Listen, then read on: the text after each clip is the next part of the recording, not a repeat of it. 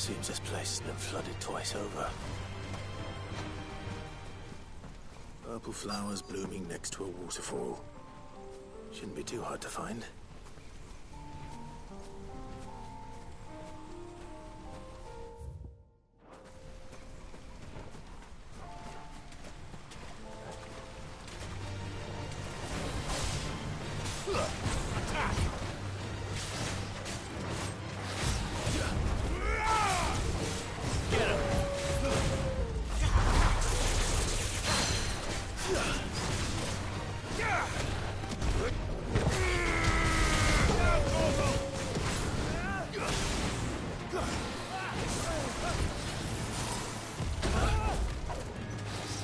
Nice try.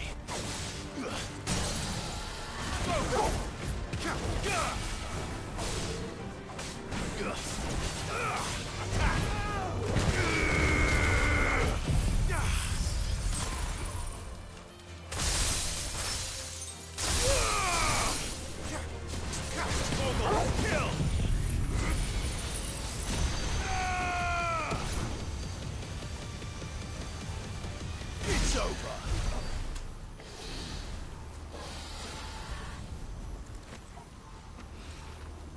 Here they are. Might as well pick enough for a bunch, I suppose.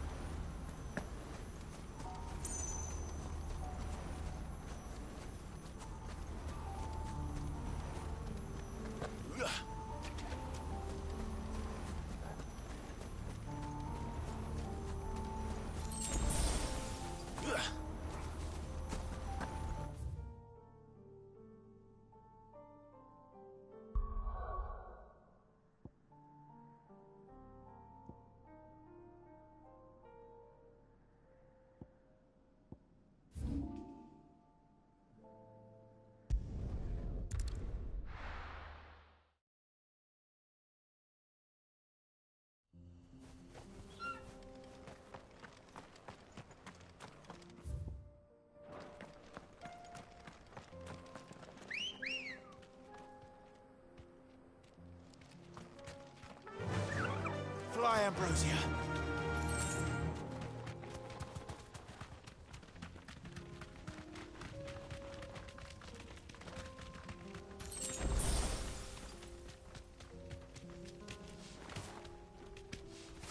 Here we are again. Carava. If you were a tortoise, Torgal, where would you hide?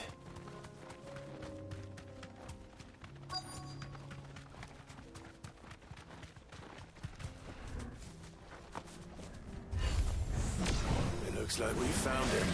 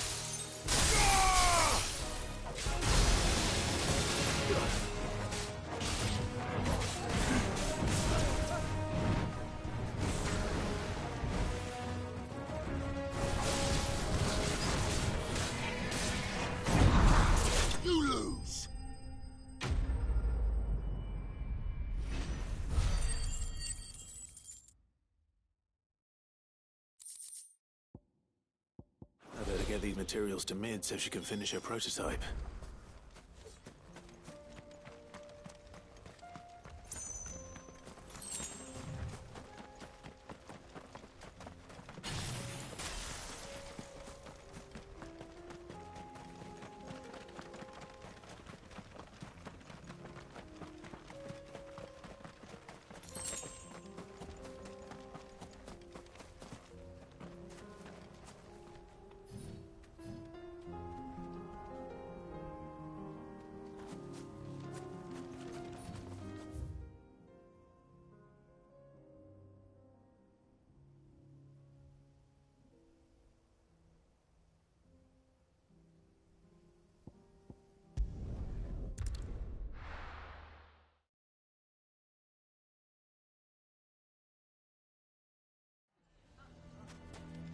the hell would Victor take the bearer's side?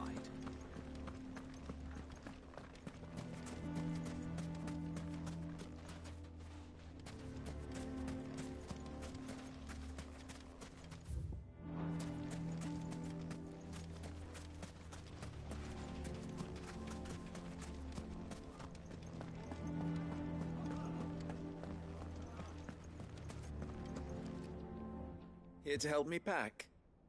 Thanks, but I'll be traveling light. I'm almost finished already, in fact. You're really going to go through with this, then? I am. But before I go, there is one small issue I'd like your assistance with. Well, two, in fact. If it's within my power to help you, I will. It's the children. I refuse to let them share in my disgrace. And if I leave them here, they surely will. Our friendship would see them ostracized forever. But I can't take them with me either. I can think of only one place where they are certain to be safe and provided for and loved. The Hideaway. Of course. The children would be more than welcome. Thank you, Clive. I will not forget this. Lubor, are you still here? What is it, Ferda? You look pale. There's been a flood in the Velcroy, a damn big one. The League of Outlaws encampment was completely submerged in ether. What? Every last one of the bastards has turned, and they're headed this way. Bandits are one thing, but Akashic bandits are quite another. The town guard won't stand a chance against them. We need to evacuate. There's no time to lose. Ferda, gather the men. The Akashic may strike at any moment. We must make ready to cover the townspeople's escape. Well, what are you waiting for? Yes, my lord. Clive, change of plan. The children stay with me for now. I need you to find Conrad and Natalie. Tell them to prepare for a full and immediate evacuation. Understood. I'll do what I can to convince everyone else. Wish me luck.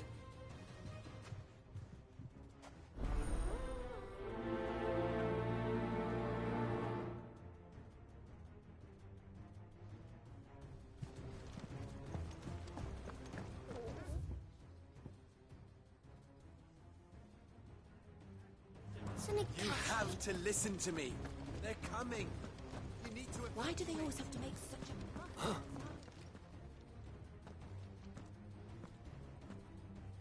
Ah, it's you. What do you want, Lord Underhill? To pass on an important message. There's been an ether flood out in the Velcroy. The camp where the so-called League of Outlaws were gathering has been swallowed. They're no longer just bandits. They're Akashic now, and they could be here at any moment. You need to begin preparing for a full-scale evacuation right away. Oh, do we? And who was it who gave you this disturbing news, might I ask? Lubor, perhaps? The man spreading the same poison out in the square as we speak. You may believe his lies, my lord, but we know better. But why would he lie about something like this? Some twisted attempt at revenge, perhaps. If he had not been unmasked, he may well have been elected our leader. A great honor for one of his kind. One he might well feel aggrieved at having been denied. Lord Underhill, forgive me, but it has become all too evident where your sympathies lie.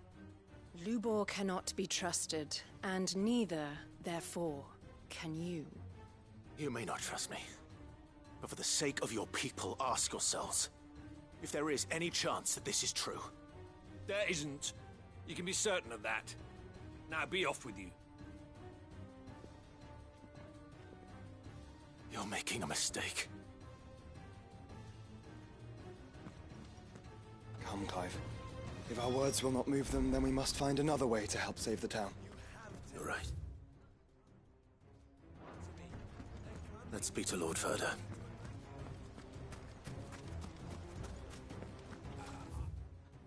I think we'd better shut up shop for today. What's Lubor raving about now?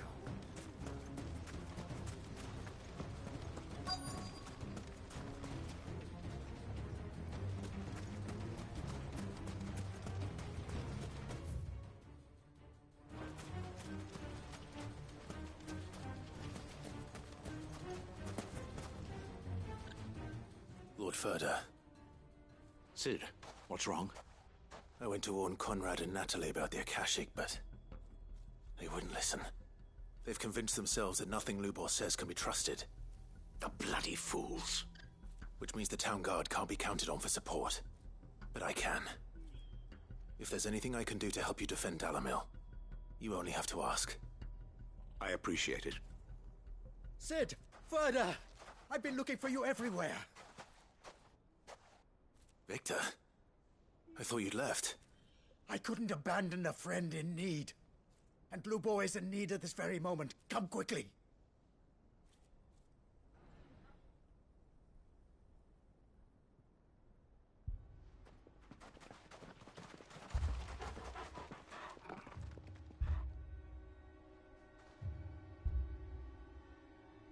You have to believe me! The Akashic are coming! They don't eat, they don't sleep, they don't tire, and they don't care who they kill. They're unlike anything that's come before. There will be no parley, no mercy granted! We may have saved the town once, but this is different. I do not ask that you forgive me, but please believe me. If you do not run, you will die. You will all fucking die!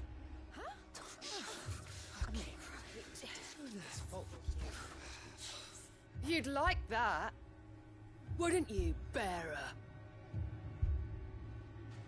Yeah, with us out of the way, your kind will be free to claim Dalamil for yourselves. It's you who should run! Run, bearer! Yeah, run! Far, far away! Just go on. Yeah. Yeah. Yes! Good. Come on, then.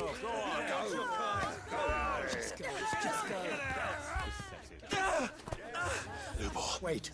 Someone's coming. Stop!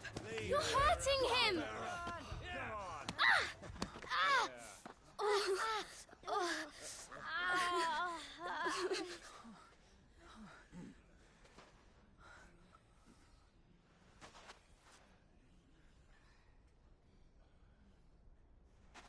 What did Lubor ever do to you?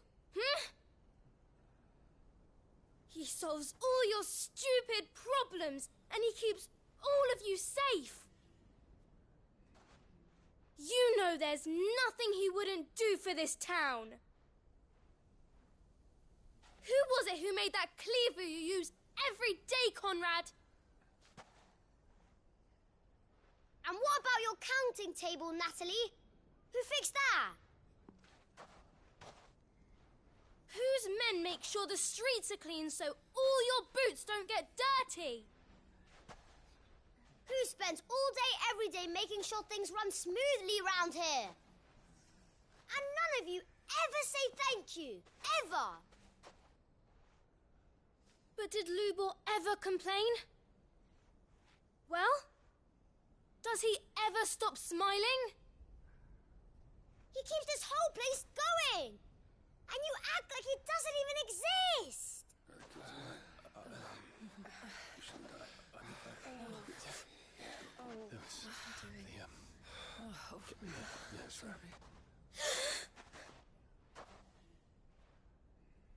Lubor, we've heard enough. Wait! We will not run. The town guard will not abandon the very place it is sworn to protect. And I will not give up for lost the stores that we labored so hard to fill.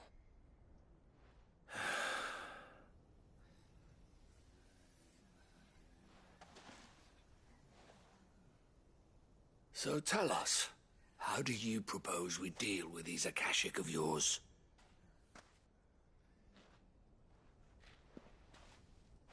We won't run, but we will fight. All right, then.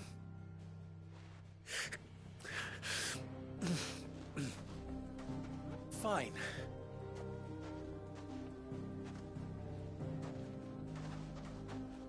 Gather round if you don't want to die.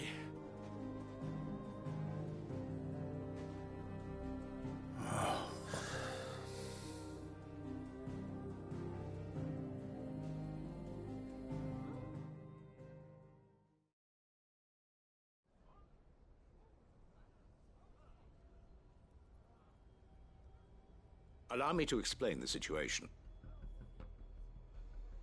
The Ether Flood occurred near the village of Cheratina, deep in the Velcroy. The place had been abandoned for years, until the League of Outlaws decided to make it their base of operations. Now they're all turned, and if the Scouts' reports are correct, heading in this direction.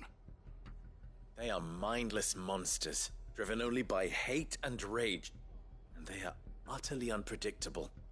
With the bandits, we at least knew how and where they were likely to attack. When these creatures come, Dalimil will have the bitterest fight it has ever faced on its hands. The town guard will muster at the north gate. The rest of us will take the south.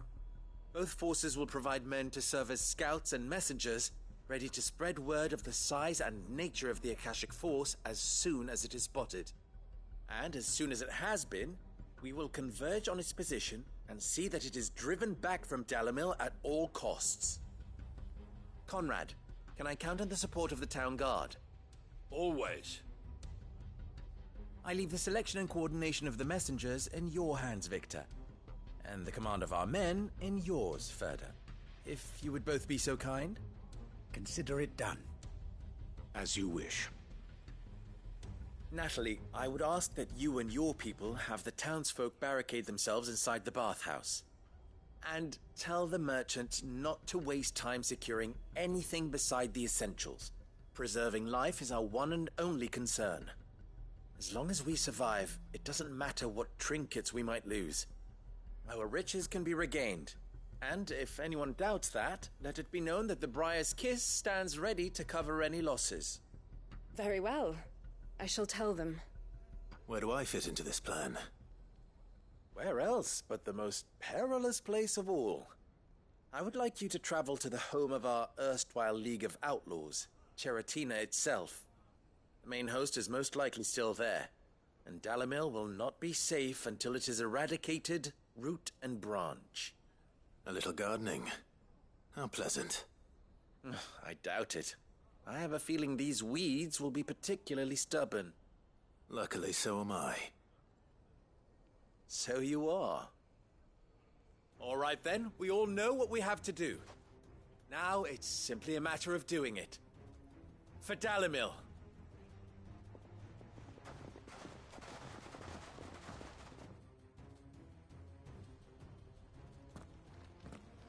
Looks like everyone's ready. I'd better not keep them waiting.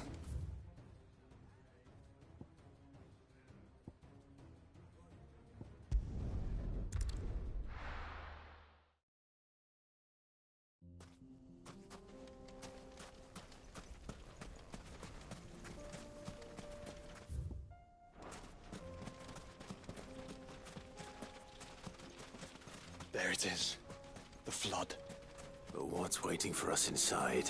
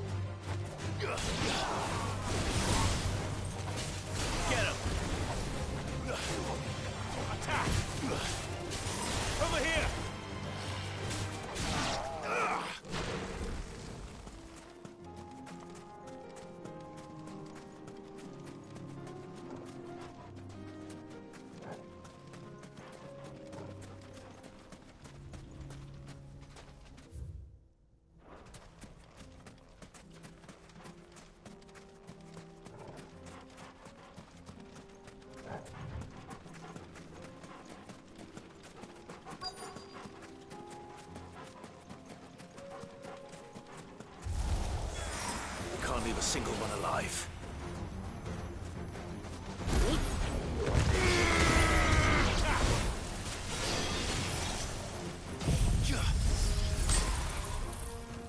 It's over.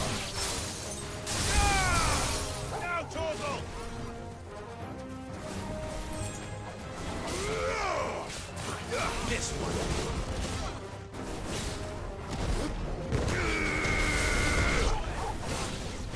Get him. This one.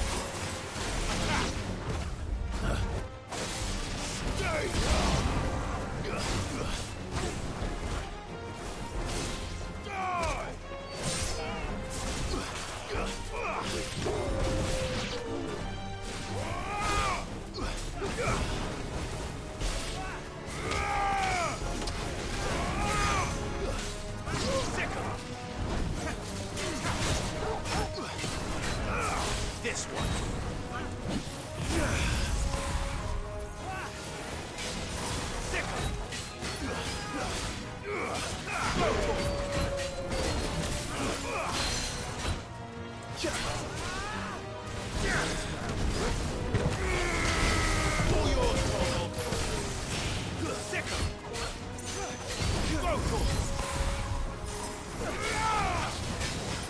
Over here!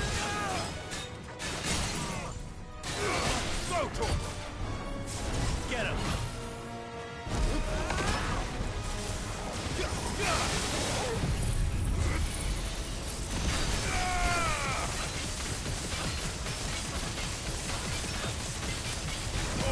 Kill!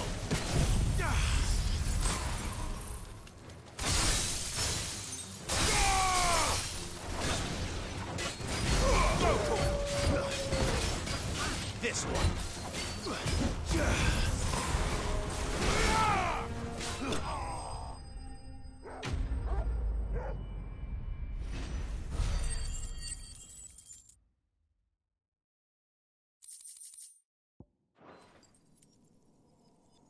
The League is disbanded.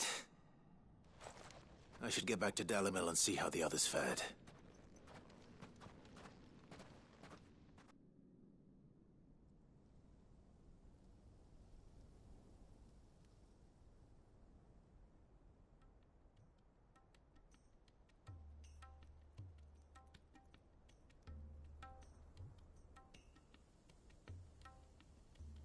All the Akashic we were able to find have been dealt with. Seems that might be the last of them. Last of them here, perhaps. Lubor, Sir Clive has returned. Clive! What news from Charatina? It's done. Root and branch. I knew you wouldn't let me down. Thank you, my lord. Friends, the Horde has been driven back. The Akashic have been defeated. And we need not fear the arrival of any more, thanks to Clive. Victory is ours. We bloody did it! We saved Dalimil. Lubor, allow me to apologize. After all you have done for this town, we should never have doubted you. But we did. And for that we are truly sorry. We only hope that you can forgive us. We need you, Lubor. Dalimil needs you. So, if you would still like to be considered for the position of mayor, you have our backing. You do remember that I'm a bearer, don't you? We do. But that is not a stain on your character. It is a stain on ours. We thought only of what we perceived bearers to be, not what you truly are. The man who saved Dalimil twice over. I see. But I will only accept your proposal on 2 conditions. Name them. Firstly, that you will both do everything in your power to rally your people to my cause. If the Town Guard and the Merchants League do not accept my leadership, it will be doomed from the start. Unity is the key to defending Dalimil, and I do not doubt that we shall need to call on our combined strength again. When that time comes, I will expect us all to pull together, just as we did today. Of course. You have our word. And secondly, you will accept that if I am to lead you, the mistreatment of bearers must end here in Dalimil. Any bearer within our walls shall be afforded the same rights as any other citizen. They will not be judged by what they are, but who they are. As we failed to do, and came so close to losing everything. We agree to your conditions. And we have only one in return. That you continue to work for the good of Dalimil, as you always have. Condition accepted. Well then, it seems my mayorship is all but confirmed. Do I get some sort of special hat?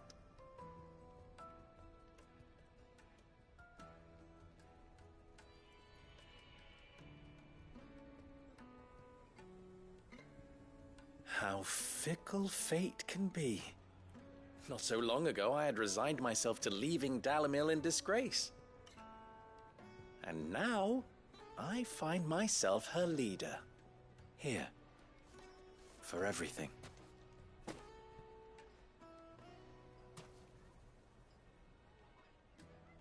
Lubor.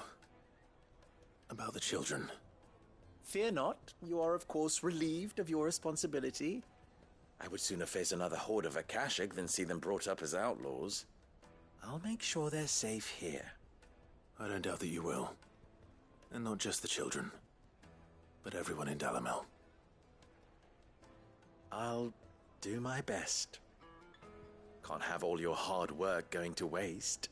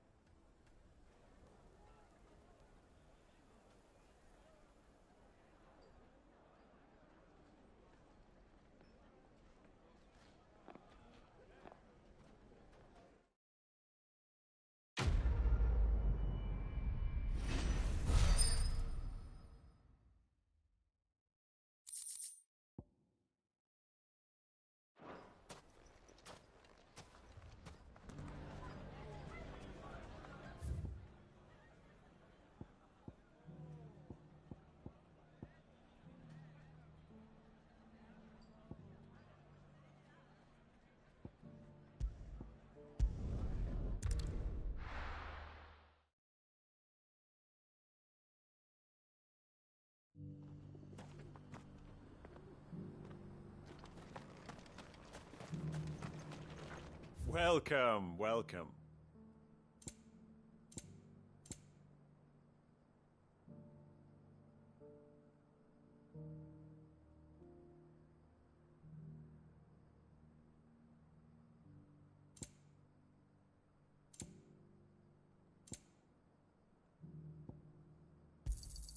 Of course.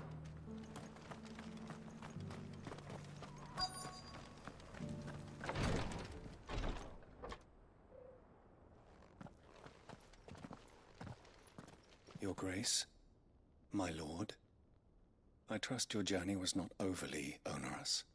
Cyril, you found a letter from Father? Yes, I have it here.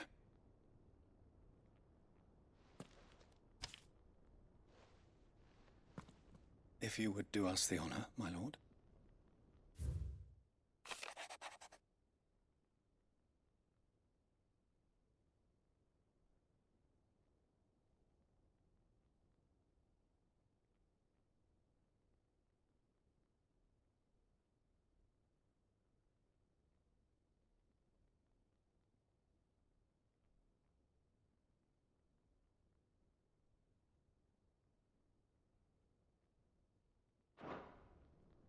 An inheritance. It would seem the late Archduke penned this missive shortly before his passing. The day before we left for Phoenix Gate. What are these plans he spoke of?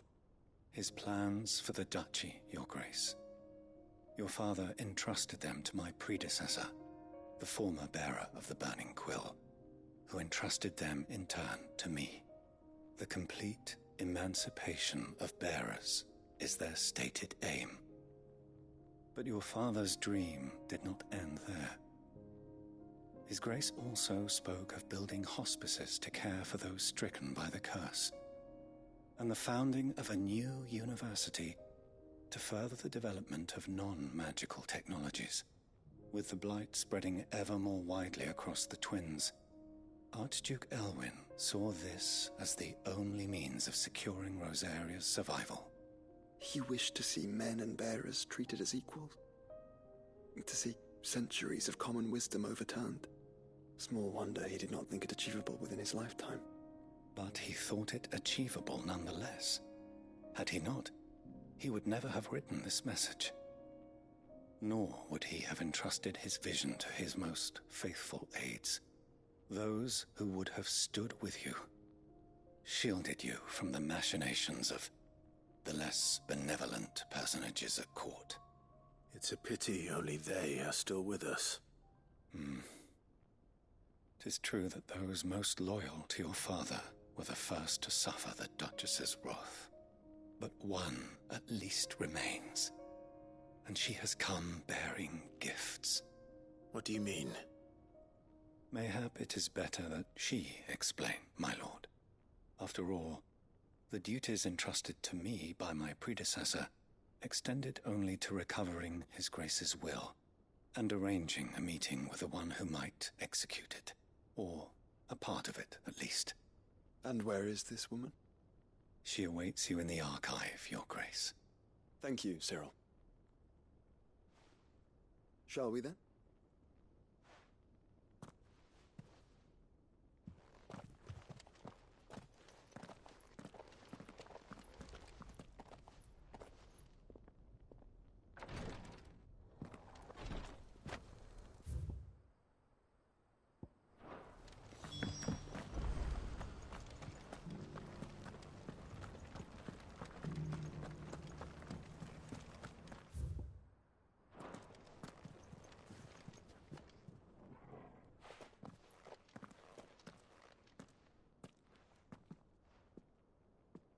My lord, Your Grace.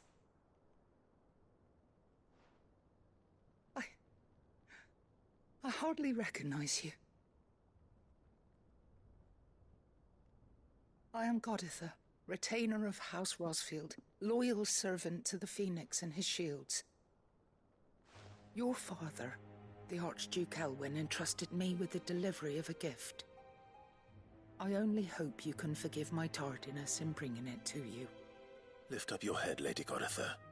You have our gratitude for your service to our house and to our father.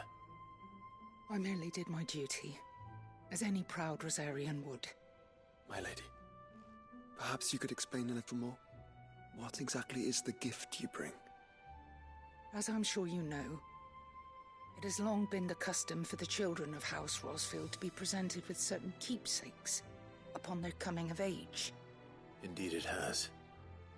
Our father often spoke of the day when our turn would come. And had he lived to see it, he would have presented you with the treasures I bear. Matching armbands for you both. Alas, he did not live. Indeed, he was taken from us even before they could be completed. He had intended to claim the Heartstone with which each armband was to be finished himself, but it was not to be. And his gifts remain incomplete. I see. It saddens me to bring them before you, as they are. It was your father's wish that you be presented with the finished articles, not these works in progress. But with His Grace long since gone, and the stone left unclaimed, I had little choice. You are grown men now, and his house is yours.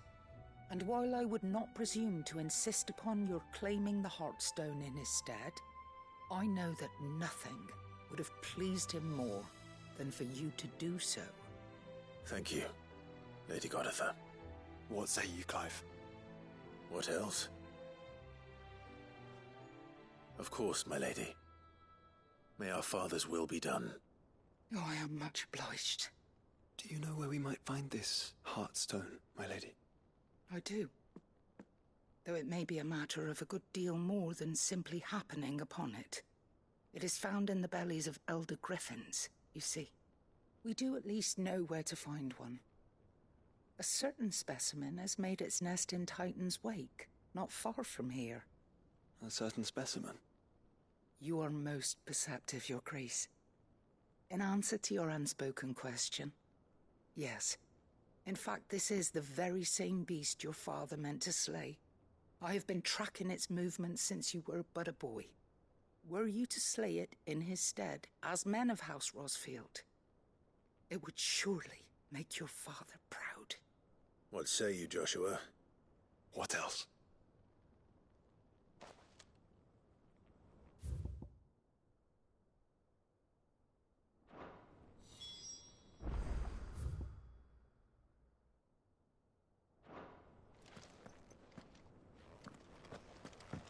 Titan's Wake is to the south of here.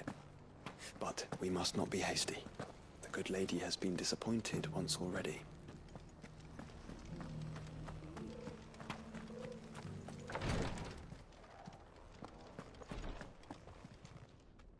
Lord Marquis, if you have a moment. What is it, Cyril? One of our brethren lately journeyed across the strait in order to pursue a new avenue of inquiry in our ongoing investigation. He sent an owl some while ago, but we have heard naught from him since. Was he surveying another fallen ruin? No. The object of his study was a savior cult that has arisen in Ash in recent years.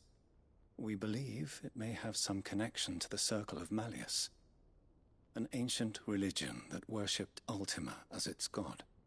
By gaining an understanding of this new faith, we hoped to learn more of the Circle's original beliefs. And so you sent one of your brothers to Ash? A continent teeming with orcs and Akashic? Fully cognizant of the risks, yes. I entrusted the mission to one of the most able of our order, the Third Chair, a master of the arts of combat and survival both. Though he has been silent for some days now, I have thus far refrained from sending any others in search of him, lest they be lost in turn. Yet, it seemed only right to inform you of the situation, given your unique experience of the perils of Ash.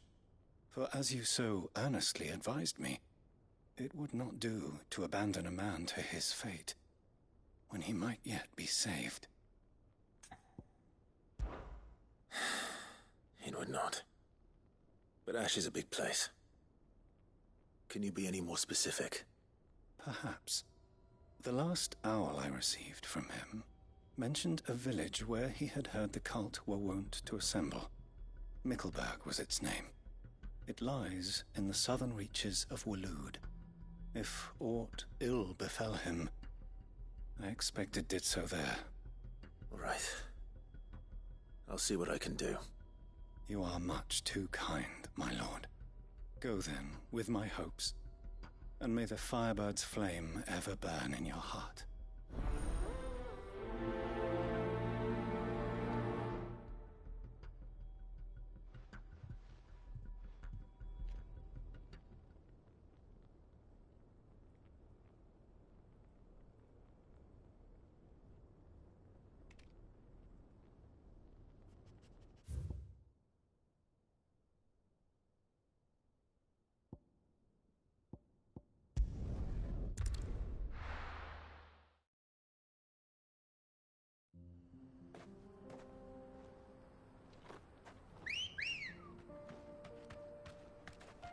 Let's go.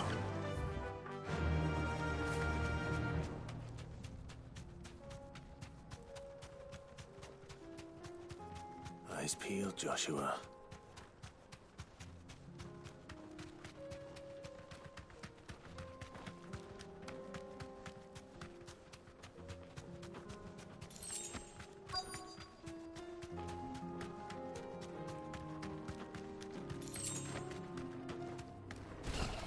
There it is.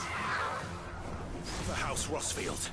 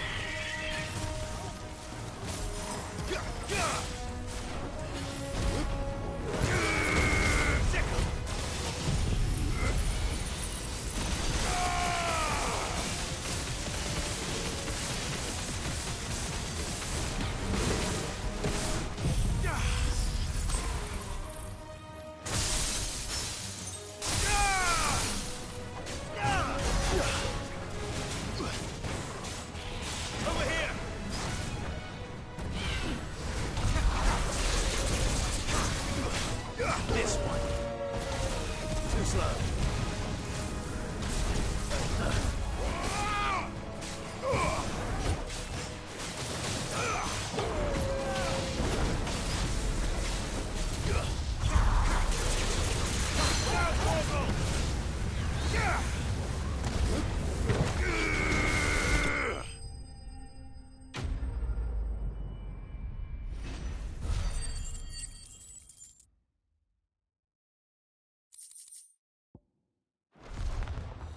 Is this the Heartstone?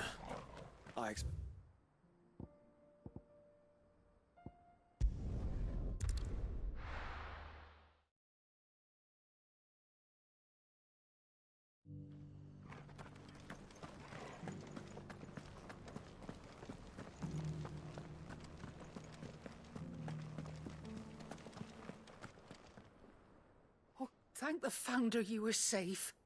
The Griffin is slain then? And the Heartstone claimed.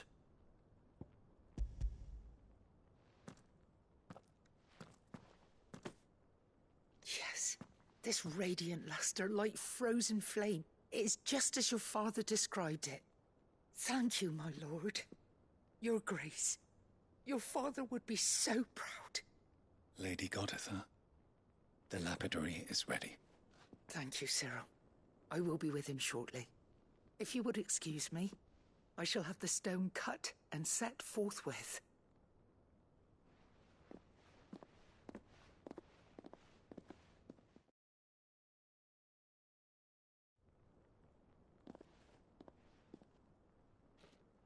The armbands are complete. Pray, take them. They are yours, after all. Heartstone is harder and more enduring than garnet, or even ruby. It symbolizes unwavering will and devotion. And the graven vines encircling the stone represent the unbreakable bonds between you. It's a message. Father knew we had enemies both inside and outside the duchy. Enemies who would thwart his vision. Only with unwavering devotion would it ever be realized. And only if we stood together, as Phoenix and Shield, as brothers in arms. Only then might those enemies be overcome. Indeed. His Grace knew the enormity of the task he would entrust to you, his heirs. But this was more than just a message. It was a promise. That he would always be with you. Thank you, Lady Goditha, for remaining the steadfast custodian of our father's will. Forgive me, my lady, but there is something I don't quite understand. The Undying told me that after Father died, Mother claimed all of the ducal treasures for her own. Even if the armbands were incomplete, she would surely not have overlooked them. So, how were you able to keep them from her? Because I was the keeper of the vault. Though I was but a lowly servant, your father spoke to me of his intentions for the bands, of the deep love he had for both of you, and his hopes for your future. In the days before the disaster at Phoenix Gate, I discovered that the Duchess had ordered her jewelry be sent away from the castle. It was then that I knew she meant to betray us. I tried to warn your father, but it was too late. When word of the fire reached Rosalith, I knew my time was short. So I took up the armbands and I fled into the night. And thank the Founder you did. Yet my duty to your father was incomplete. Not knowing what else to do, I followed the Griffin, thinking I might claim the Heartstone on its passing. And so my pursuit continued, until Lord Cyril appeared before me.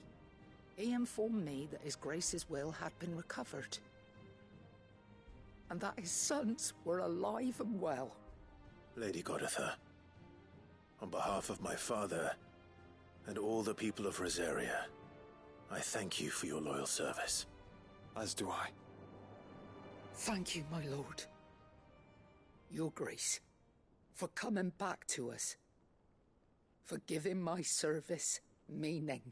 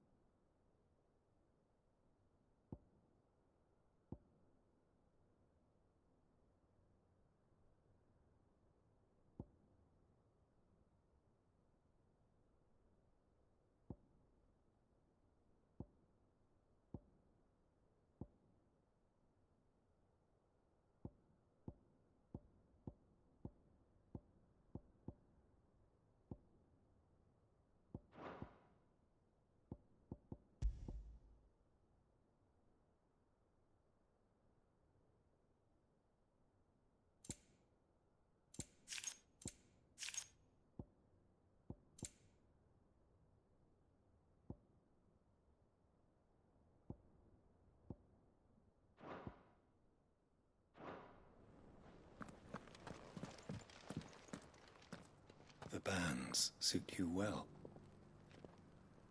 It must be gratifying to finally receive the inheritance that was denied you for so long. It is. And we thank you for the part you played, Cyril.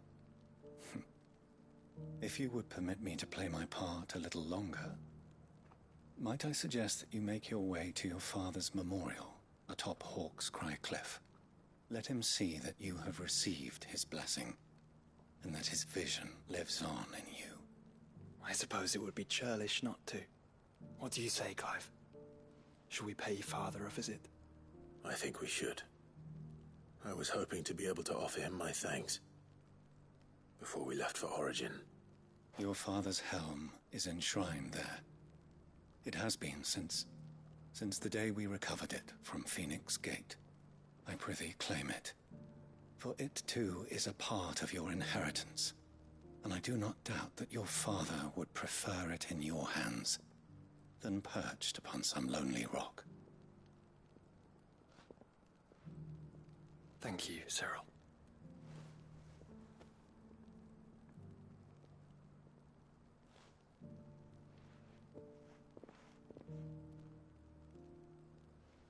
Come on, Clive.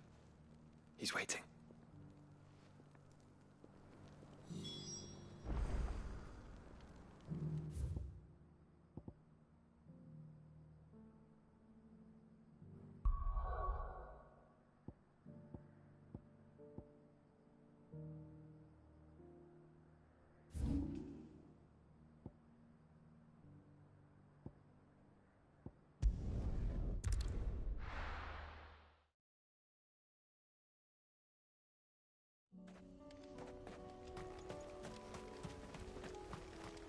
Unwavering will and an unbreakable bond. Do you really think we're strong enough? To save the world? Of course. To have overcome Father's political enemies? That I'm less certain. Especially knowing what we know now.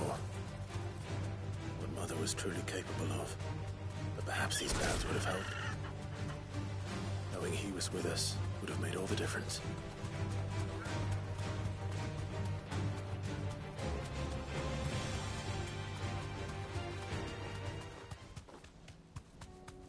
It's just back there.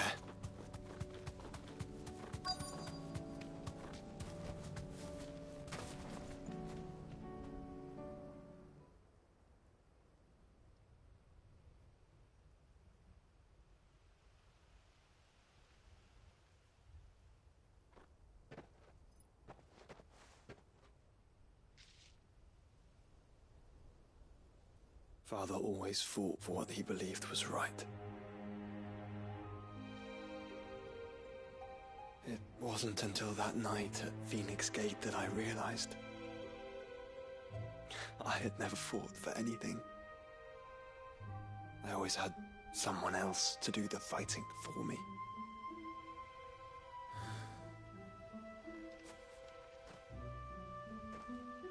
No matter how fate conspired against him, he never lost heart, never looked back, never stopped fighting. To me, he was the greatest of men. And I've been trying to live up to his ideals ever since.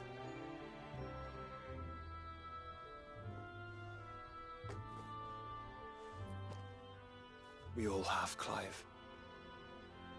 We all have. And we'll keep trying. Because that's what he would have wanted. What he would have done himself. Even if it meant standing against the very gods in the heavens. I shall be borrowing this, Father, if I may. That you might watch over us as we follow in your footsteps.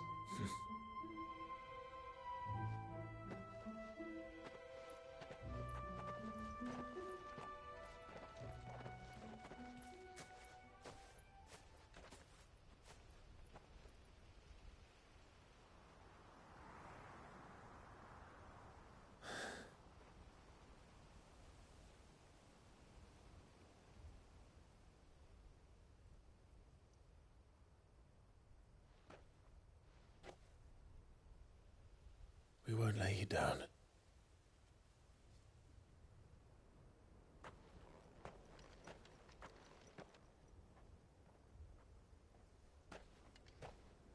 Onward, then?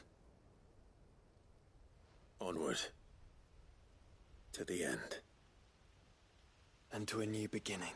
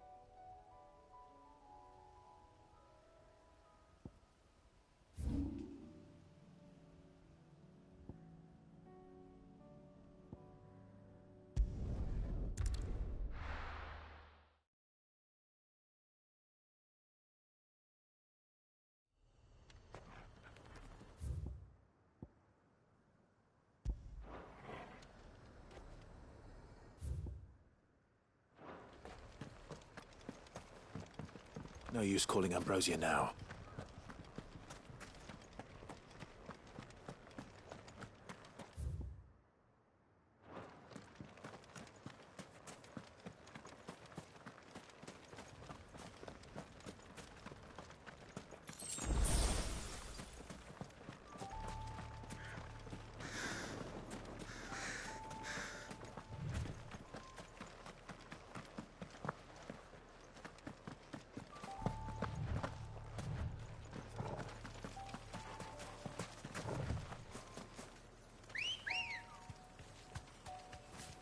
Let's go.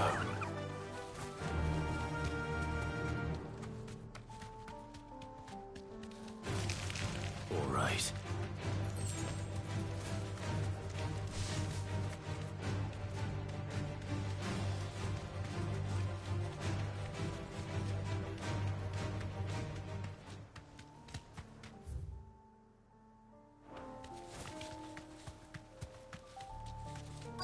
Might this be Nickelberg?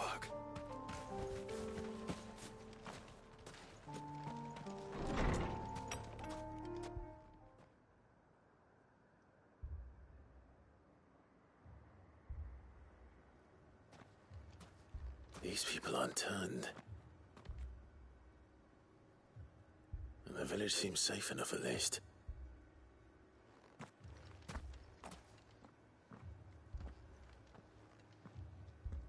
What is going on here? Ah. Did you, too, heed the call? Heed the call? No, I came here looking for someone. To be honest, I wasn't sure I'd find him here. Let alone all of you. Is that so? What are you doing here? Is this where you live? It is my home. The others, they heeded the call. You keep saying that. What do you mean? They came here to perform the rite, just as King Barnabas instructed. This village is their altar, where they shall cast their shoals upon the gentle waters and give themselves to the Lord. Give themselves? Oh, Lord, cleanse us of our sins. Let us be reborn in your loving arms. Free us from the torment of this mortal realm. They want to be saved. Forgive me, but did another foreigner like me come here? He was probably wearing a cowl. You mean the traveler from Storm? Yes. He's staying at my house. toward the rear of the village. Thank you. If you don't mind, I'll go and greet him. They seek the same salvation Barnabas did. At least the third chair still lives. Let's go and find him.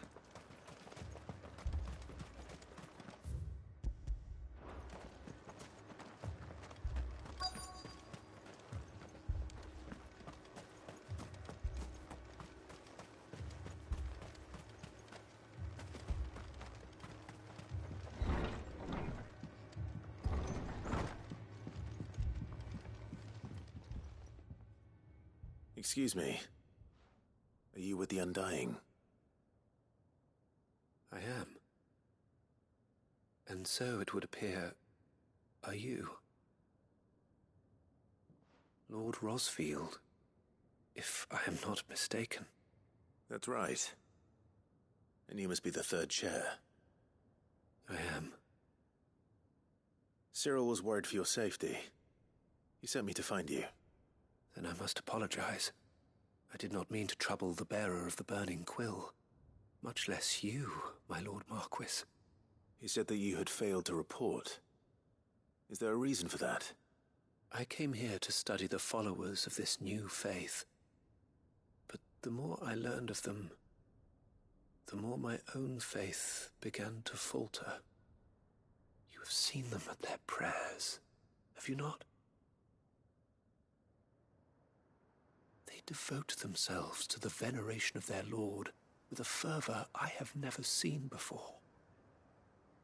Praying night and day that they might be rid of their wicked wills and reborn in their Saviour's light.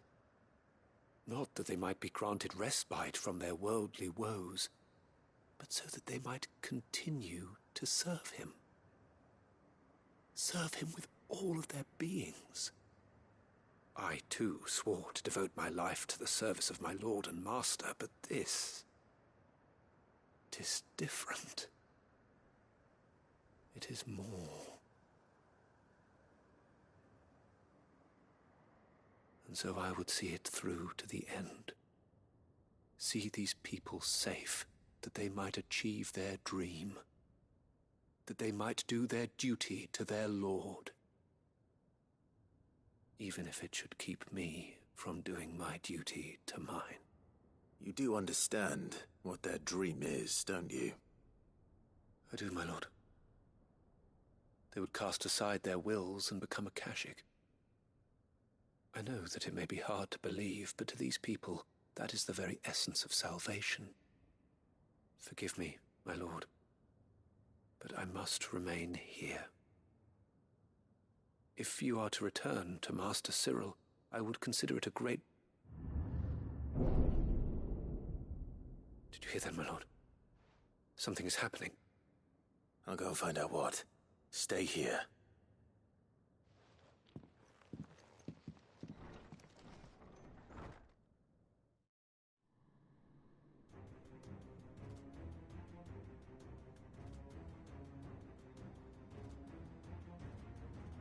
An ether flood. Oh no. There must be something I can do.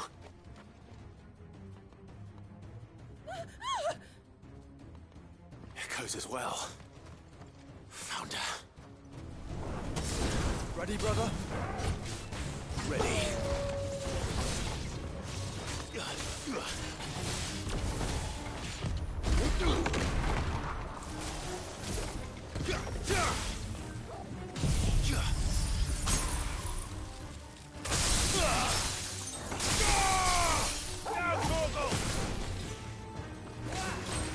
This one. Stay down.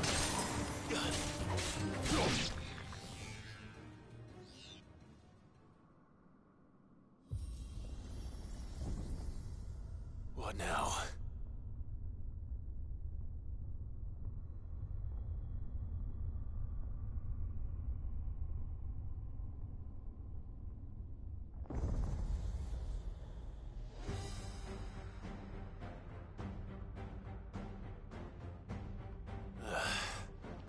We meet again. killed your kind before.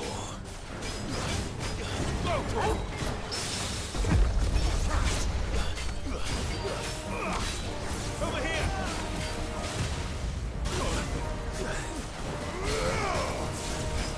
Get him!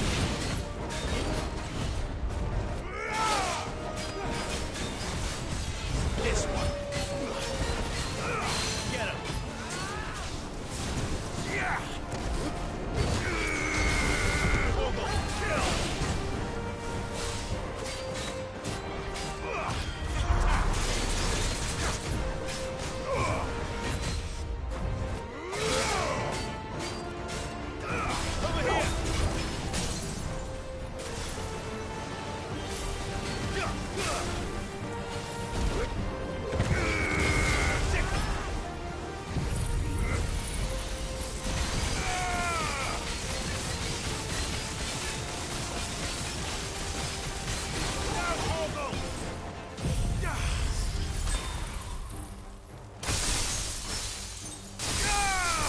Mogul, kill! Over here! Get him!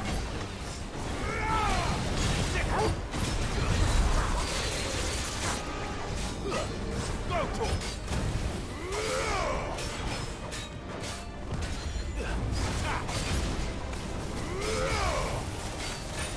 Over here!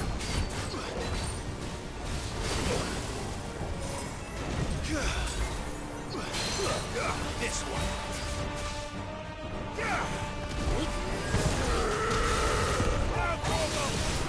Over here!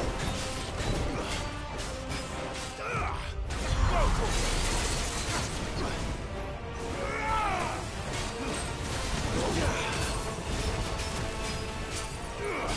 to him!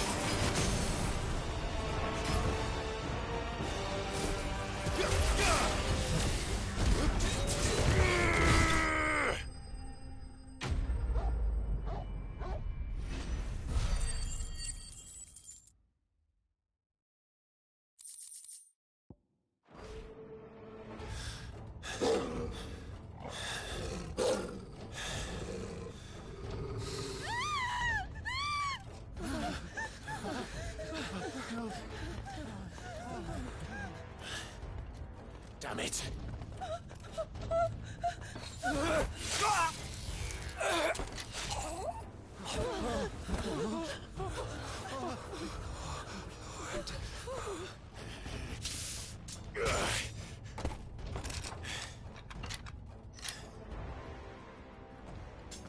Don't you die. Come on, speak to me. I had to save them, that they might have a chance to find true salvation by devoting themselves to the service of their Lord.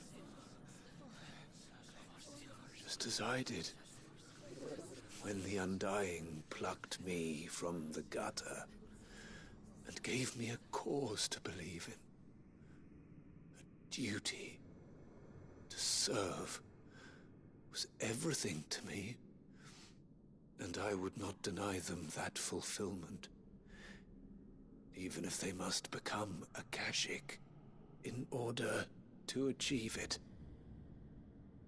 Forgive me, my Lord Marquis. I did not mean to trouble you with this. My findings.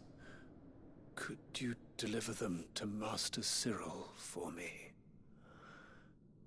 Of course. Your duty will be done.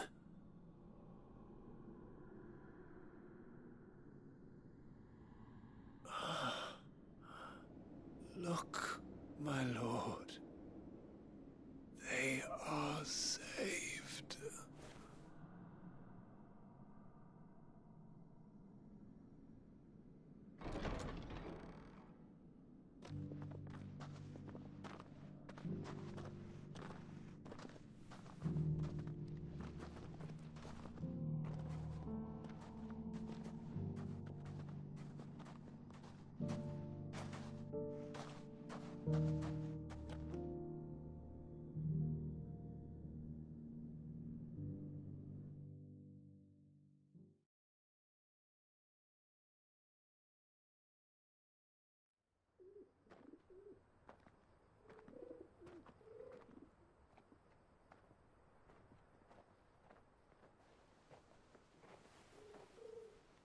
are saved.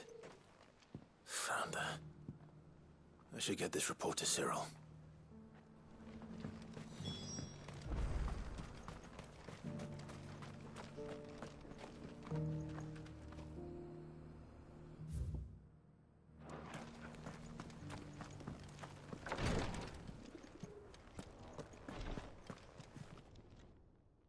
My Lord Marquis, welcome back. I am glad to see you hale and whole. I met with your third chair, Cyril. He bade me deliver his findings to you.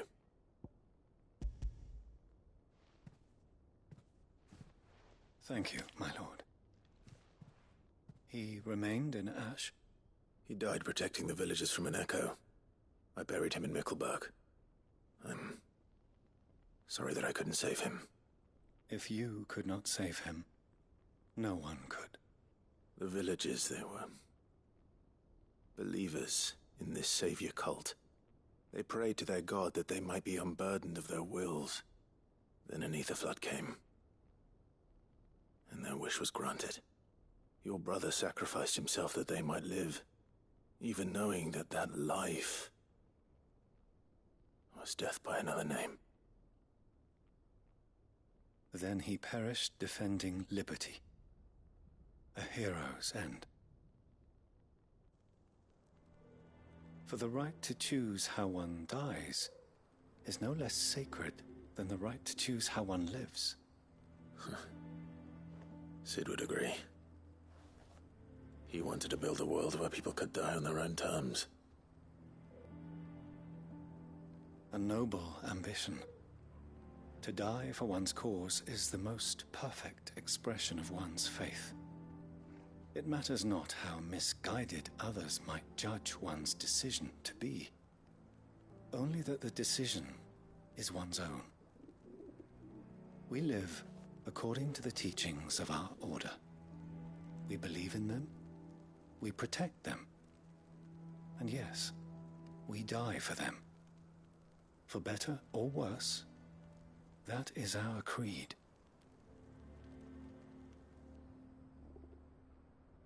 But he didn't die for your creed. He died to save them, and you still believe that what he did was right. I believe that he believed it was. We of the Undying are not slaves, but willing servants. And this was his will, the ultimate expression of it. All right. I'd like to know this man's name, Cyril. To know the names of all the Undying who've fallen in the line of duty. They died serving my house. It's only right that I remember them. That is my duty. Of course. I shall fetch the Book of Martyrs at once. My lord, it has been, and shall ever be, the greatest honor of my life to serve House Rosfield. Though our duties may differ, yours is no less important. I pray with all my heart for your success. And were they here, I have no doubt but that every one of my fallen brothers and sisters would feel the same.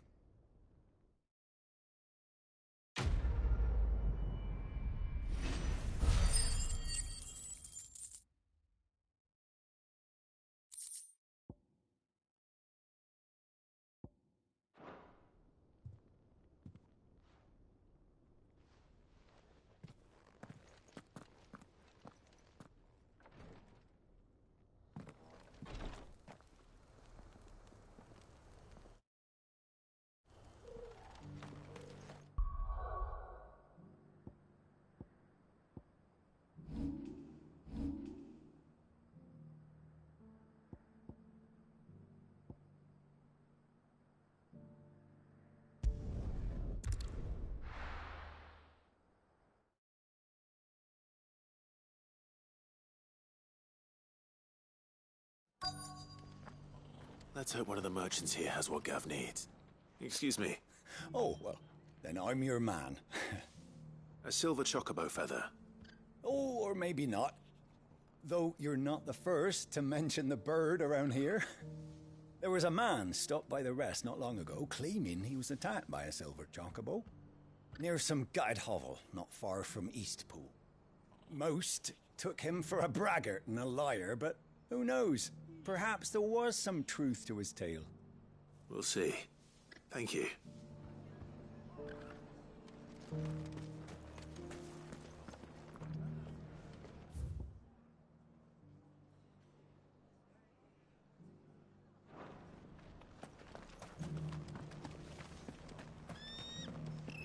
Look, Daddy. It's shining so brightly. Isn't it pretty?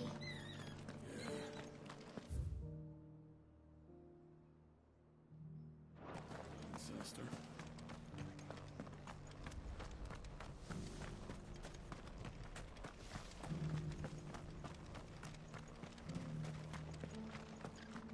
Just because the heavens have gone to wreck and ruin, it don't mean we have to.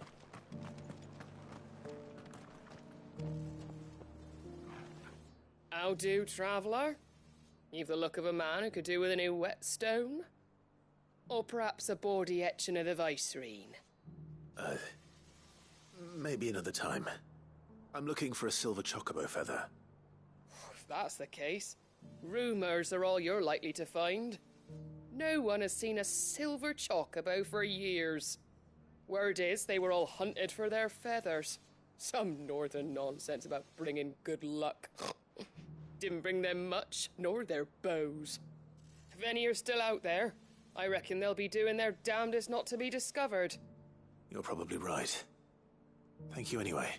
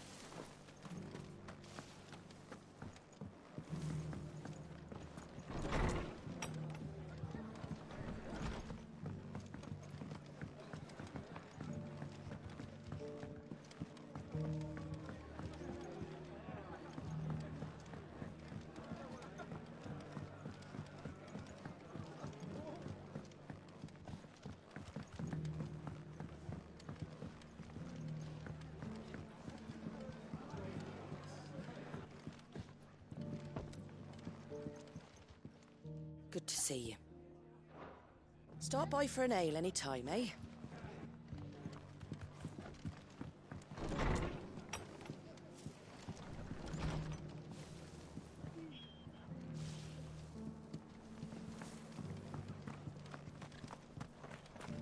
We've got a few rooms going spare now.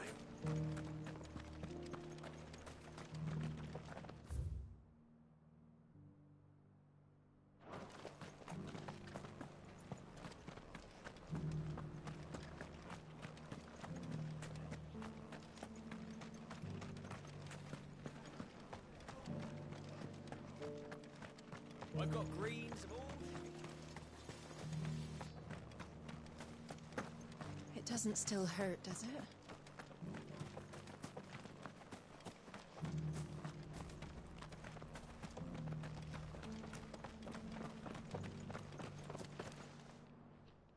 Can I help you with something? You wouldn't happen to sell silver chocobo feathers, would you? I deal in fruit, not fancies.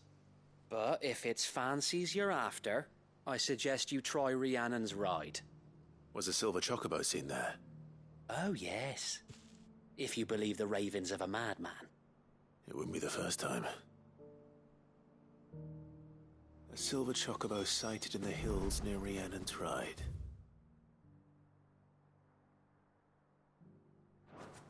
It sounds almost too good to be true.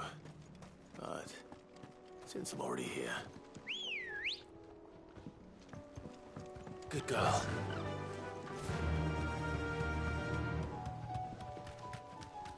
Can hardly wait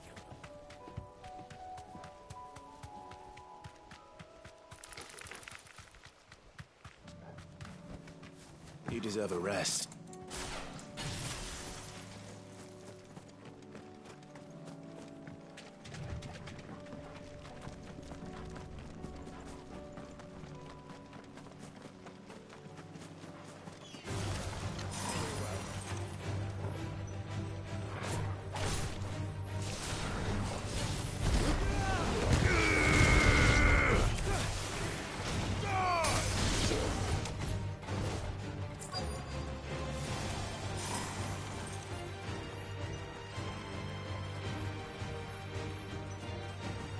Tracks.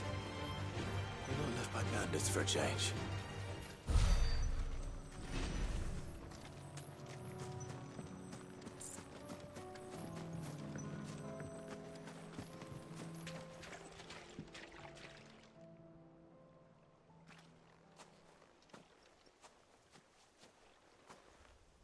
More tracks. And these look fresh. A chocobo was here. And recently. Perhaps it still is.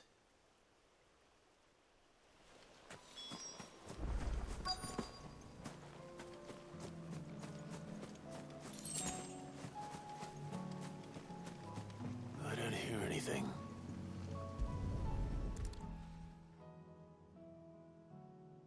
Well, I'll be damned.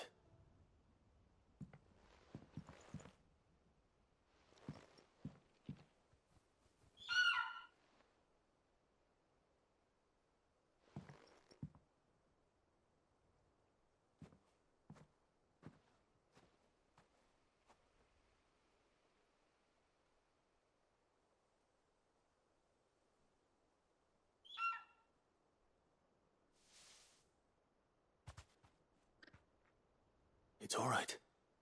I'm not going to hurt you. Just borrowing a feather for my friend.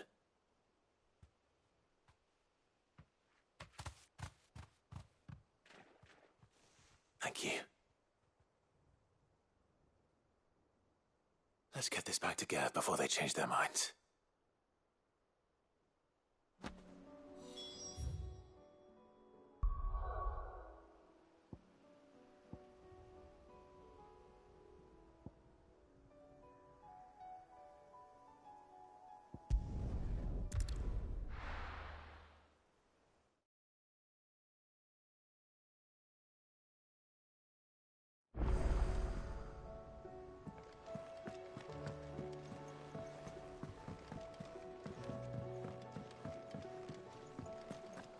It was no trouble at...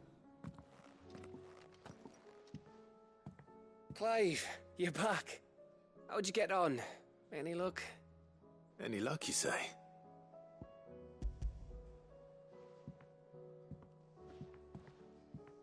Crystal's crack. Is this what I think it is? Where in the hell did you find it? It's a long story.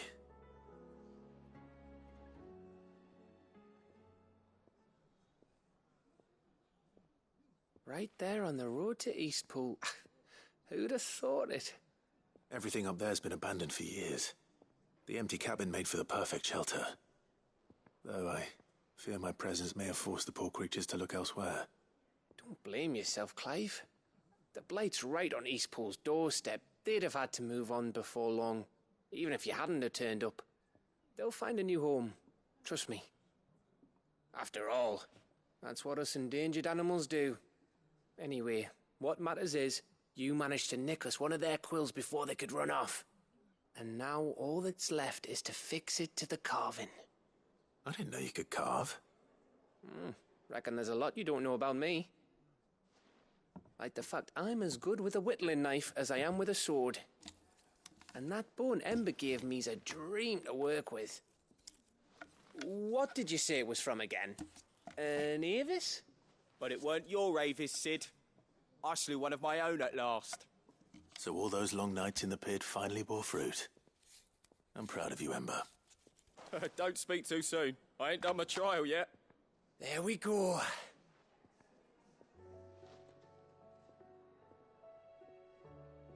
What do you think? I think if you ever hang up your scouting cap, you'll be able to make an honest living. Oh, will I? I should go and see if Ed is awake. Give it my best. You can give it to yourself. Come on.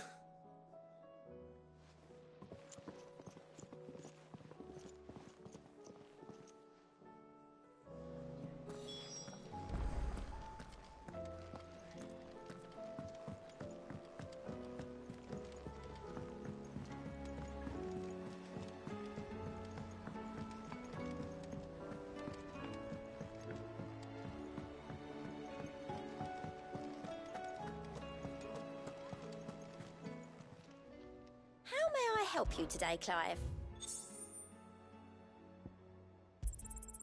Here you are.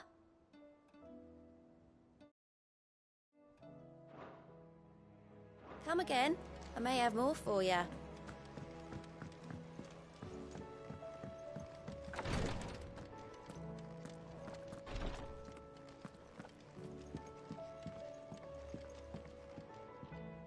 Ah, me lords. How are you feeling? Well, thank you. Is something wrong? Wrong? No, nothing like that. What it is... Go on, please.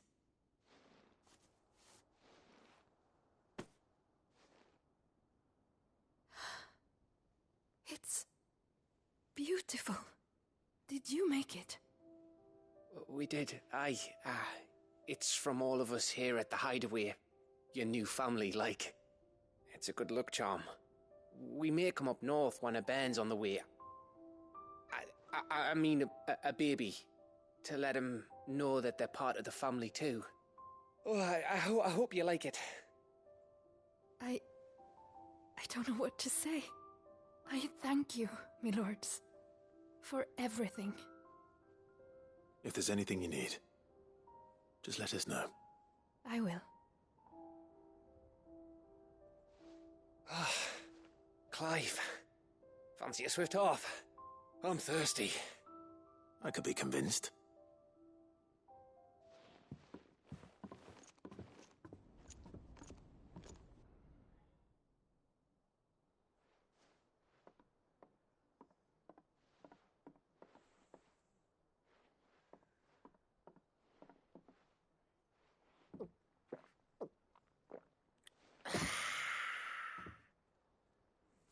Don't you think you've had enough?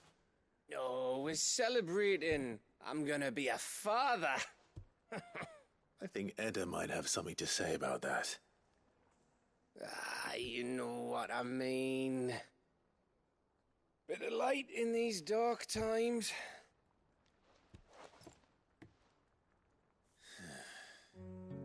Wasn't long after me 10th name day, my mum told us she was with child again.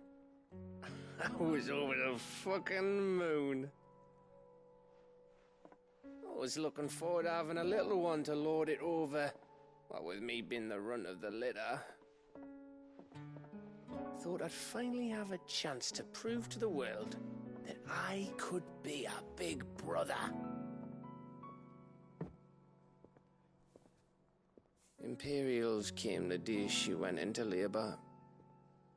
Had myself a baby sister. And then I didn't.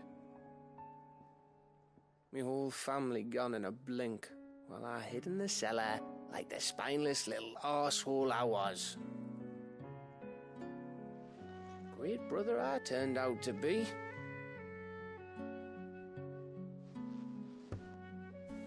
I'll never be a leader. And I'll never be a hero. I'm just a daft little dog who comes running when his master calls. I'll never be like you, or Sid, or Jill, or even Torgal. Have you finished? Maybe.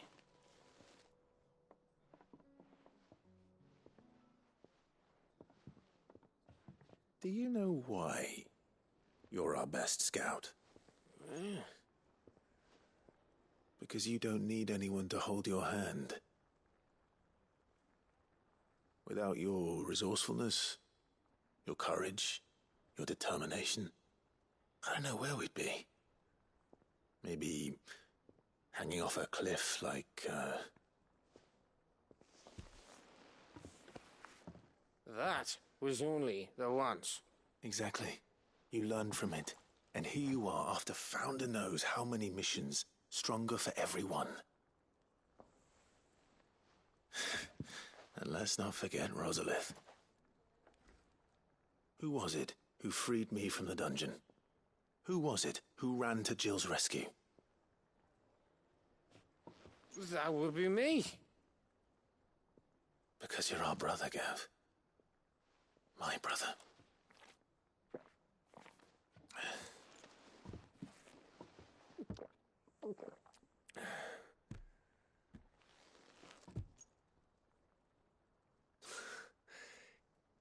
Your brother.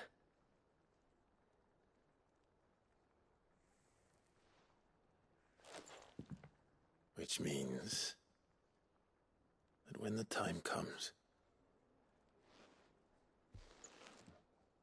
I get your room. And your sword.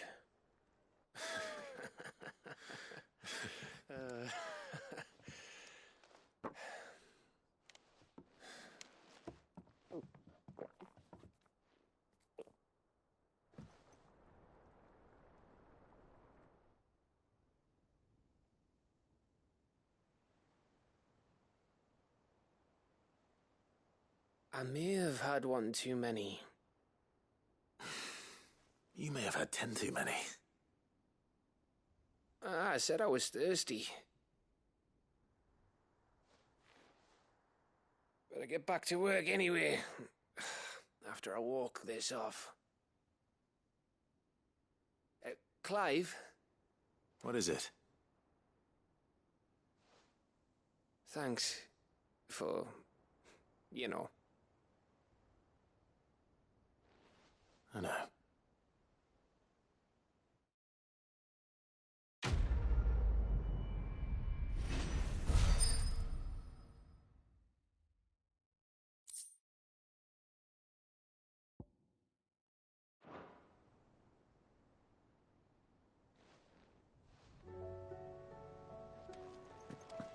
Do you think they'll come back?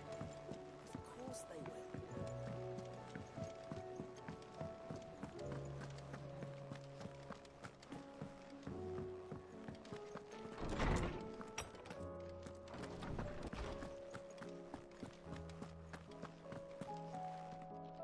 Oarsman, I found the flowers you were looking for. You did? I think I did.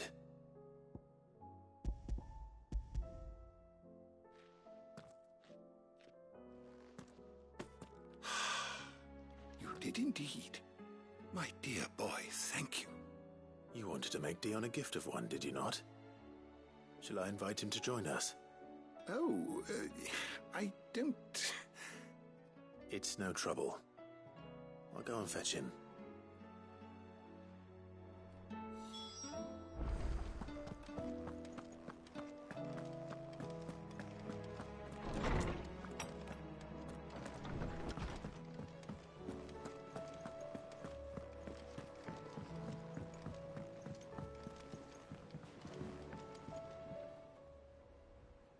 Your Highness, would you do me the honor of accompanying me? No. It is time, then. No. Only to the shelves. Our lawsman has something he'd like to give you. Master Harpocrates. No. I dare not show my face before him. Not after everything I have done. I have taken countless innocent lives. And ruined countless more. All because I was weak. I have sworn to atone for my crimes or die in the attempt. But were I to meet with him again, and see in his eyes what I have become, I fear that my resolve might falter. Then that is all the more reason to do it. Test your resolve. Prove to yourself, and to him, how strong it truly is.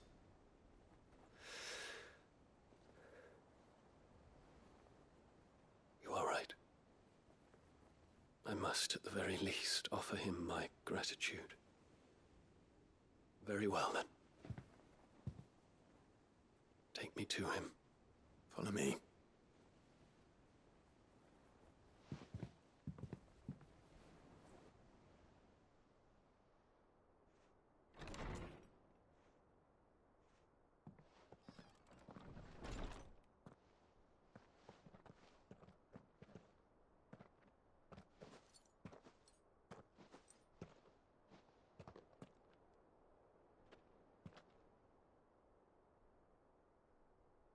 Even now, I hesitate to approach him. What must he think of me? You'd be surprised.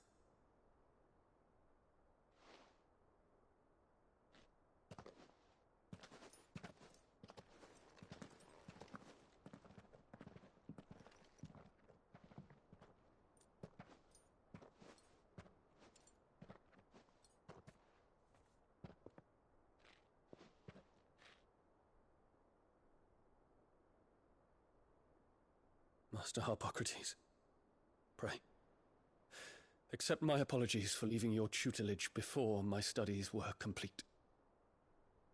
Your lessons opened my mind to a world quite unlike the one I had imagined from within the gilded confines of the palace.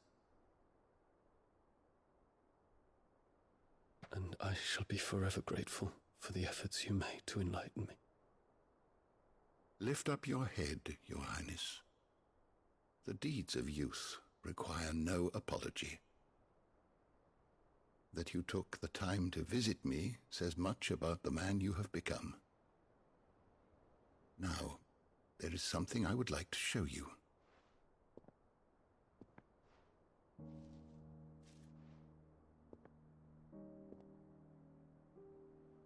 Is that a wyvern tail? The color is unfamiliar to me. Because it is unique to those found in the wild. Something in the harsh environments in which they grow lends them this striking hue. Their roots are indistinguishable from those of their hothouse cousins, but once they bloom, the difference is immediately apparent. In this flower, I see you, Your Highness. Its roots were the roots of a wyvern tail, with all that implies. But they do not define it, just as yours do not define you. I want you to have it, that it might remind you of this truth.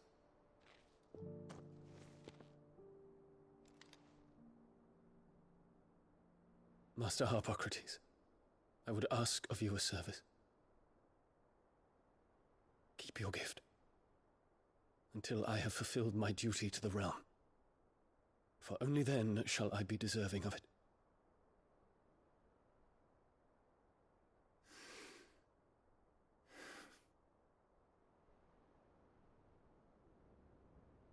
As you wish, Your Highness. I shall await your return.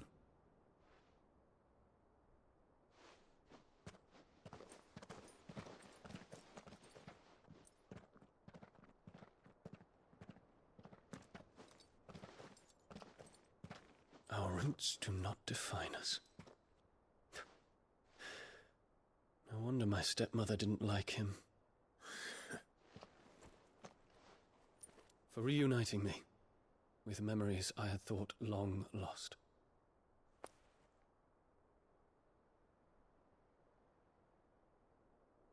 I shall not forget this.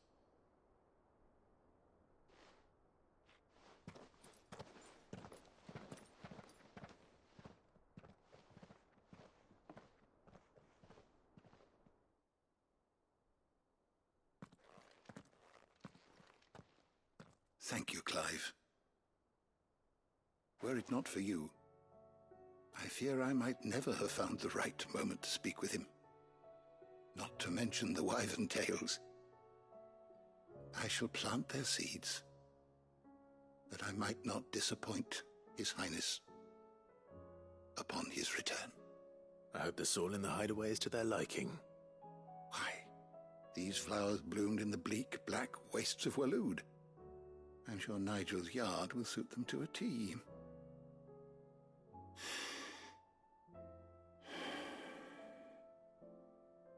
When it comes to expressing one's gratitude, I find that words are seldom sufficient. Here. What's this?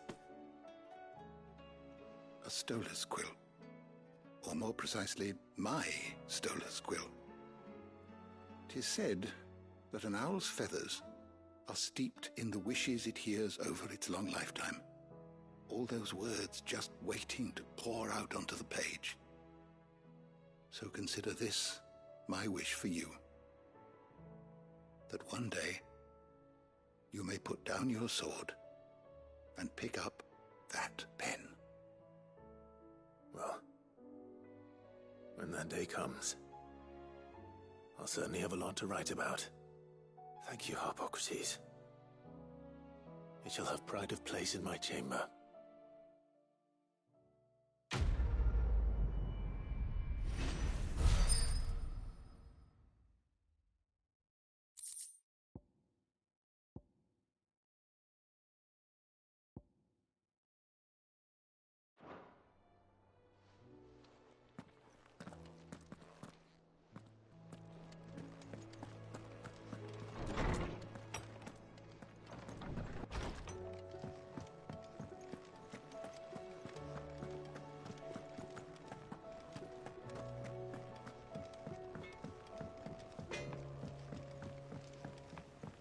Say what you will, Lady Karen has seen our son.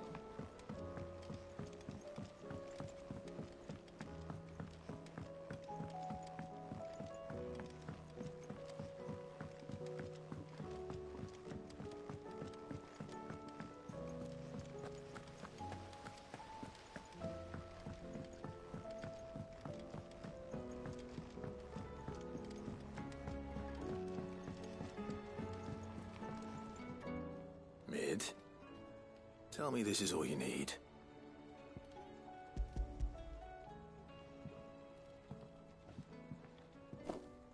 Aw, you make it sound like I asked you to save the world or something. Tell me this is all you need. It's most of what I need. After you left, I went over the figures again, and I realised I'd forgotten a 1 and a 0. And a cogwheel. Just a tiny one. Though, that's the problem. Gears that small are a bastard to make, and I may have lost the one Blackthorn spent a fortnight toiling over. Wait. The children. When they took apart your scales, there was a tiny brass gear. Now that I think about it, they didn't use it when we put the scales back together. The young'uns? But why would the... You know what? I don't want to know. I'll keep working on the model. You go and find that cog.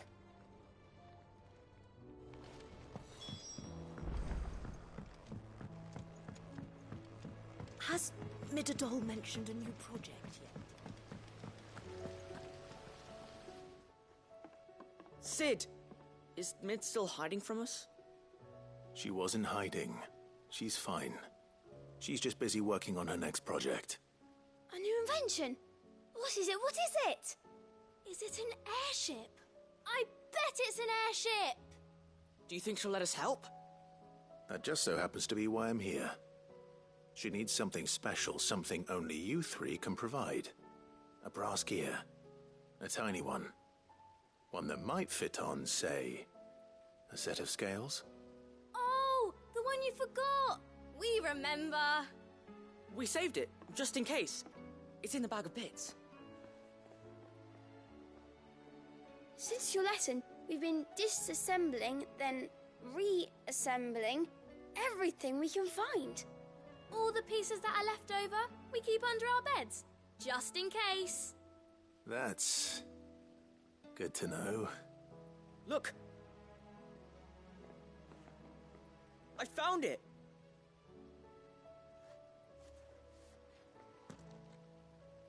Is that all? Just the gear? We have more parts if Mid needs them. That's all for now.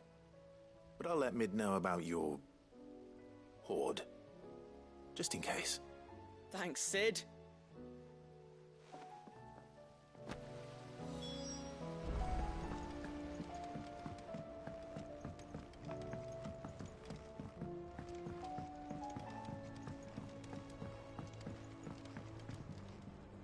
Well?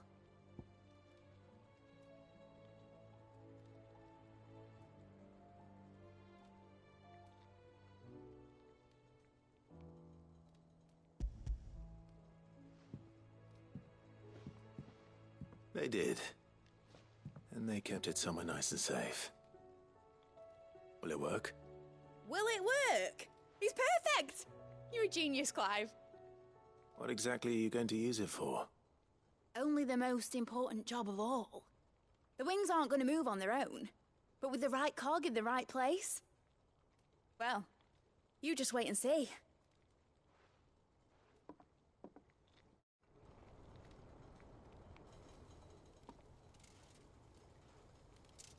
That should do it.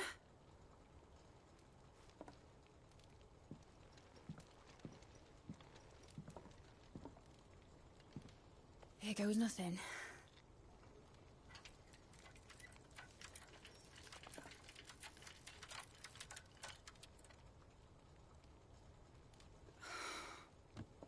Titan's tits. It wasn't supposed to fly, was it? Of course it was supposed to fly. Wouldn't be much of an airship if it didn't. Honestly, these bloody engines are driving me mad. I was so sure this would be the day she soared. The Mithril engine was made to make dreams come true. But maybe this is one dream the world's better off without. Show folk how to take flying. It won't be long till they're raining death down on each other. People will lose their homes, children, their mums and their dads. Like I lost mine. I'm sorry. So am I, Clive. So am I. Sorry that I have to choose. Do I follow my head, or do I follow my heart?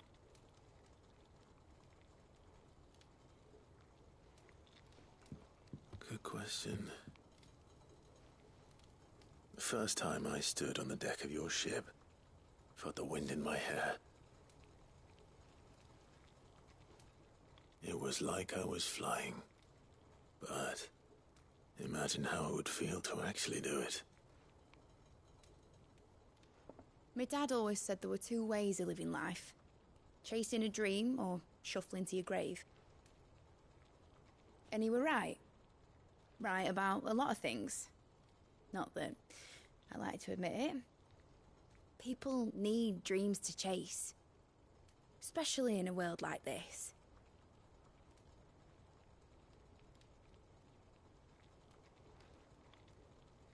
Right.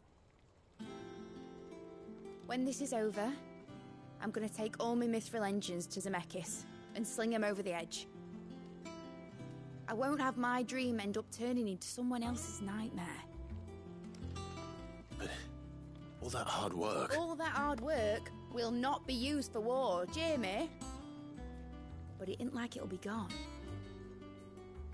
Tell me, Clive, have you ever been on a treasure hunt? Not since Joshua and I were boys. Why do you ask? Because I'm going to bury the engine schematics and leave behind a little riddle telling people where to find them. A really hard one, so that only the most dedicated dreamers will ever be able to work it out.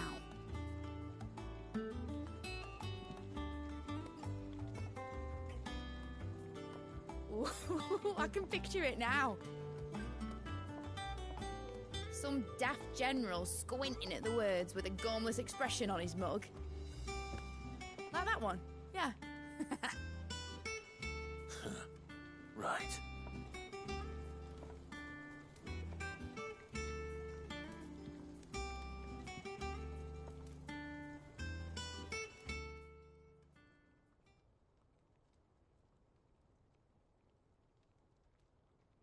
Of course, if I'm putting this engine at the end of a treasure hunt, I'll still need to make it a treasure worth hunting for. Won't be much of a prize if it couldn't even make a toy boat fly after all. My dad always said, dream big. But it ain't the size of a dream that's important, is it, Clive? Only that it's a good one. And I reckon I've got a fair few good uns left in me. I'm sure you do.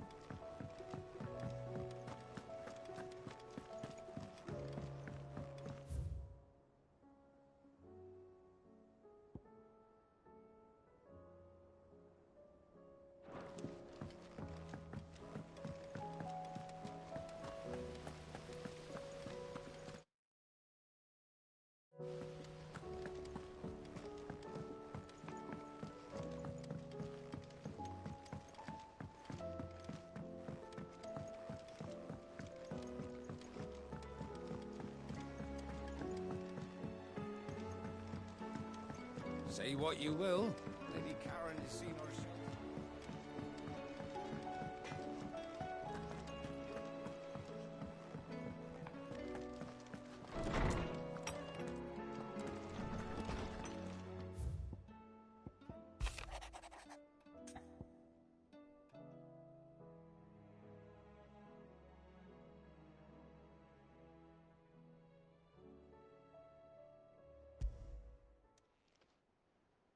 If Joshua's worried about Jill, I should go and speak with him.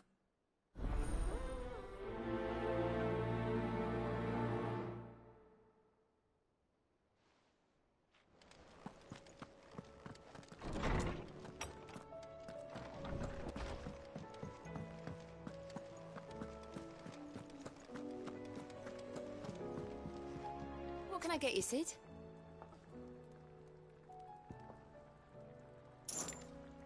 As if Good news, everyone! The casks have been liberated. Here's to Sid.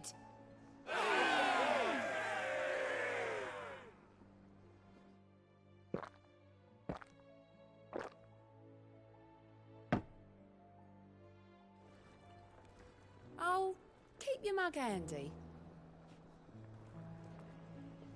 You look like you could do with a drink. Well,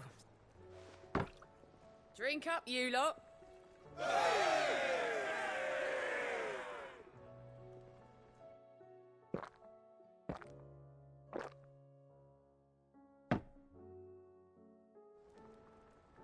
Don't be a stranger, Sid.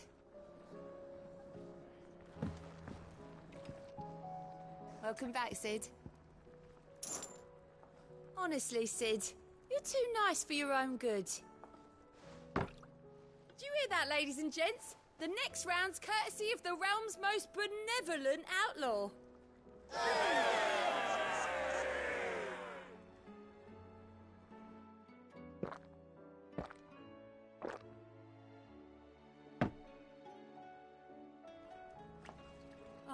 you're not leaving already, are you?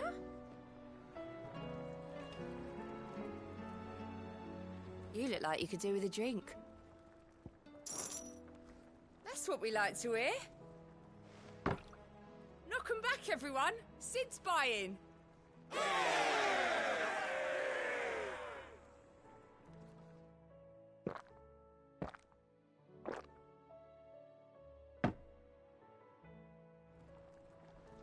Oh, keep your mug handy.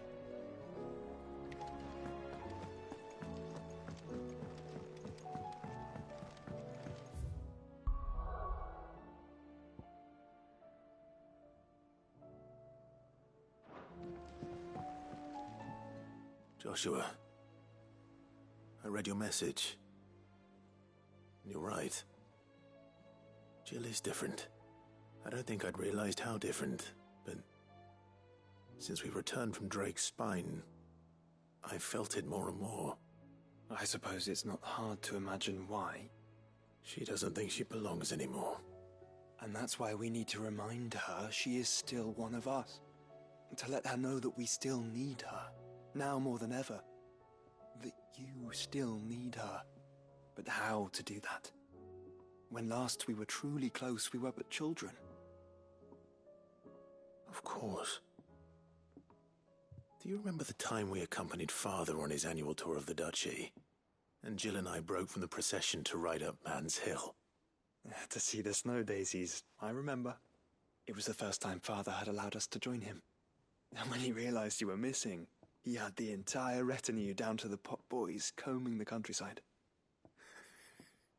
In the rain. A thunderstorm forced us to take refuge in a grove of oaks before we'd even made it halfway there. It was the Lord Commander who finally found us, and needless to say, he was none too pleased. Then it seems you and Jill have unfinished business. What do you say? Man's Hill. It's not that far. Oh, true. Though I suspect it is also much changed. Little in southern Rosaria remains as it was when we were children. You're saying I should go and scout the area for bandits? I'm saying we should first go and see if there are actually still any snow daisies left.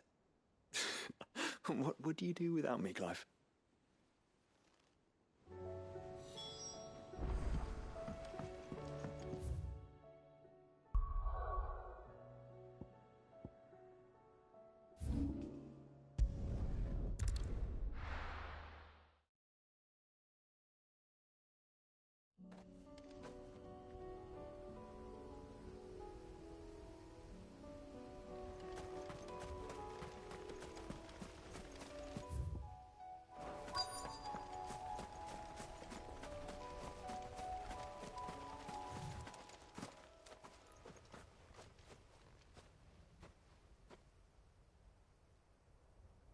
This is the place, but... I'm sorry, Clive.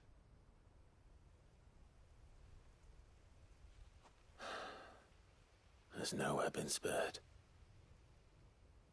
What do we do now? We keep looking. Man's Hill cannot be the only place where snow daisies grow. Perhaps, but it's the only place I know of. Knew of. Then why not ask someone who might know of another? Someone in the backyard?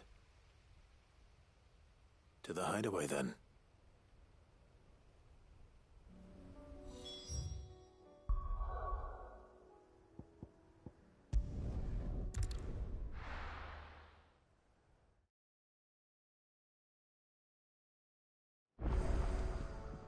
Let's hope one of the gardeners knows where to find snow daisies.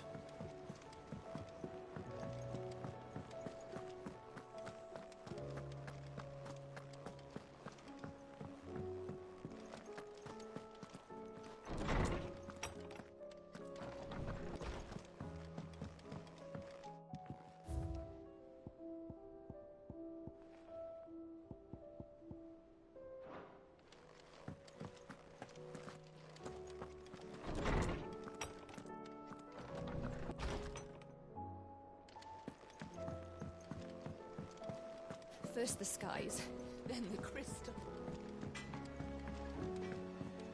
Say what you will, Lady Karen has seen...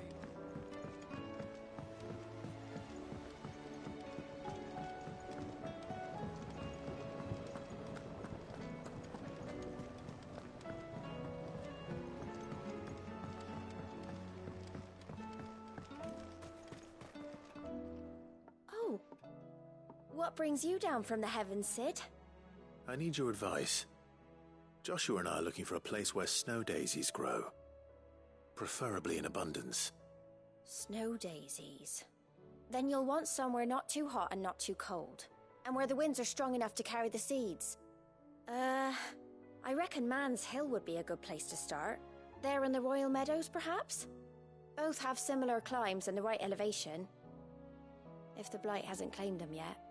Right. Thank you. Did you learn where we might find our flowers? The gardener here mentioned the Royal Meadows in Sambrac. Ah, the fields beyond Northreach. Well, if that's the case, then Yote was right. I recalled that she kept a record of our travels, you see. So I asked her if she'd perhaps noted anywhere that snow daisies grew, and she mentioned Oilafeist Bay. Whose shores border the meadows. Off we go then.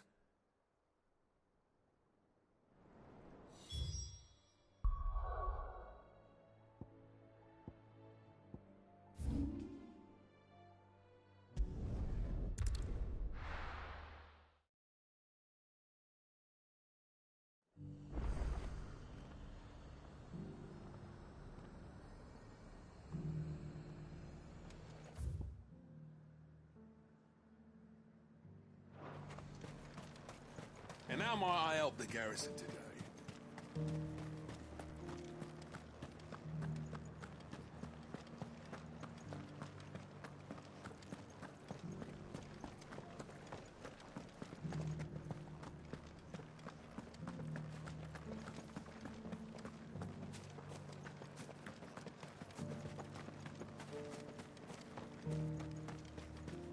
Those things didn't fight like men.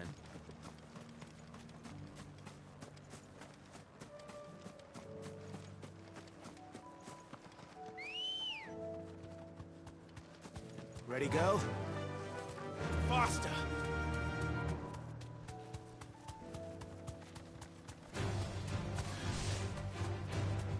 The meadows are vast. Where do we even start? Yote mentioned the coastline. We can start there.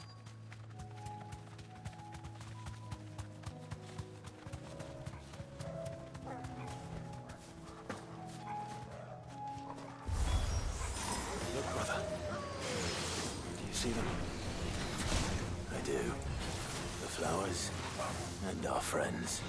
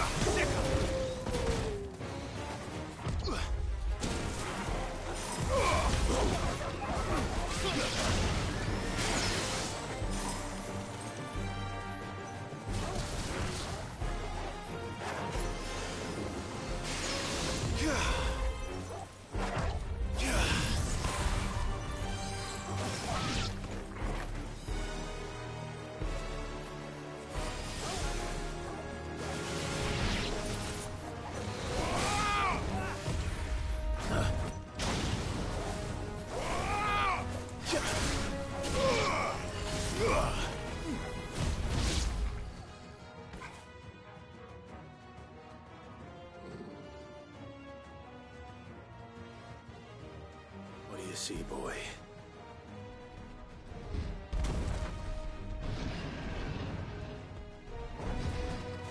Let's hope this is the last one. Only one way to find out. Get him!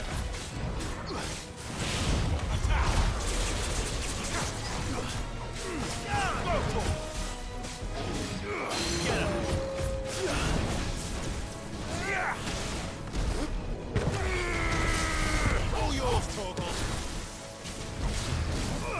Go, Torgal.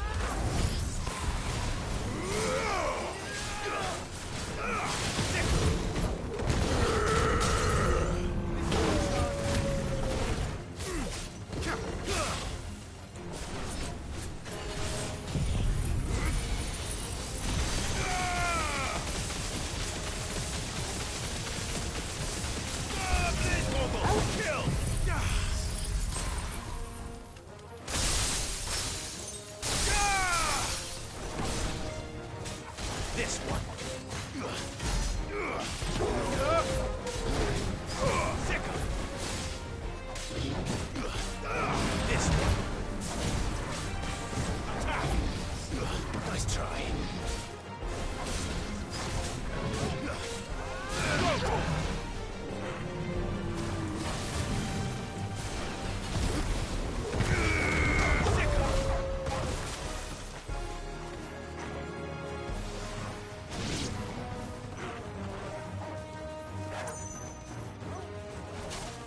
Get him!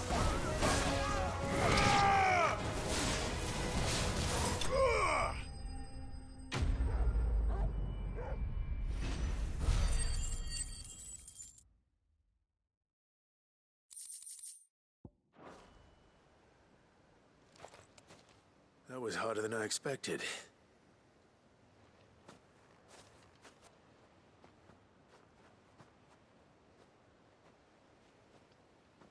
But found her. It was worth it. They're beautiful. Do you think Jill will like them? She'll love them. Come on. Let's go.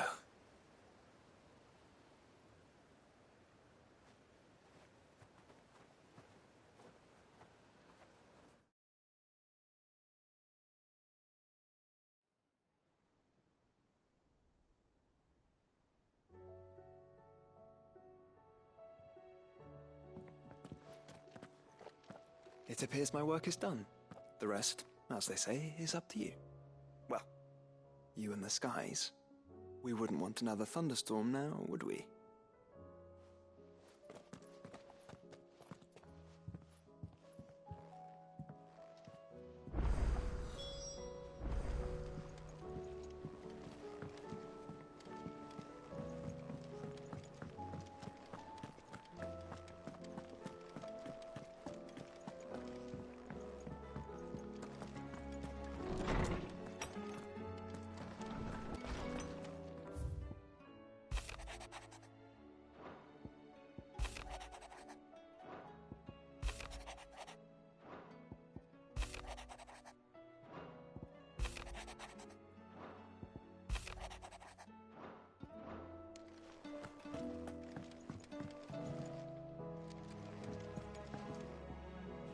Jill, there's something I'd like to show you.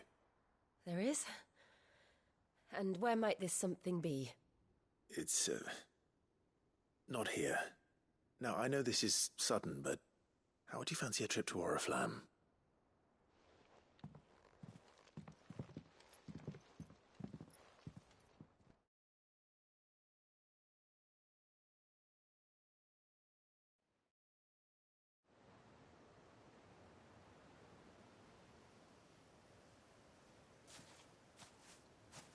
There are so many. This is what you wanted to show me.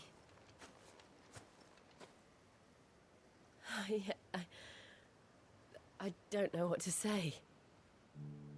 You don't need to say anything. The smile on your face is enough. We've been worried about you. Joshua and I. Do you remember when I took you to Man's Hill? Or tried to? How could I forget? You saw me crying and thought a change of scenery might lift my spirits. In the end, it earned me a nasty cough and a stern scolding from your mother. But I felt wonderful nonetheless. I'm sorry. I had no idea what I was getting us both into. But I couldn't bear to see you like that. Before we left, my chambermaid told me she'd overheard your mother talking about my marriage prospects with some of the noblewomen at court. They were debating whether it would be more profitable to marry me off to one of the high houses instead of saving me for the ducal line. No one thought to ask me what I wanted. I was nothing to them. A pawn at best. I felt so trapped, so lonely. I didn't know. But I wasn't alone. You were there. Your hand in mine as we ran for those oaks. And I knew then, no matter what happened, I would be all right. I'll never forget that feeling.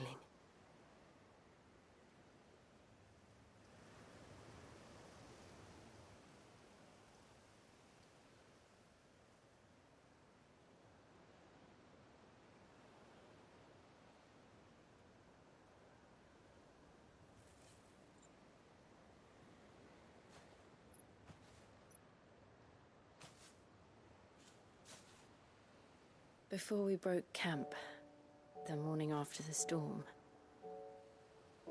do you know what I did? No? What? I slipped away from my governess to climb the Tor.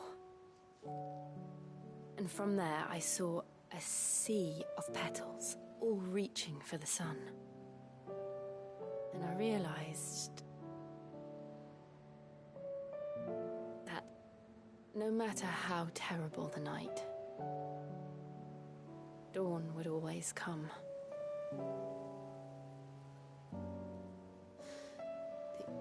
That you would always come for me. And you have. Again and again.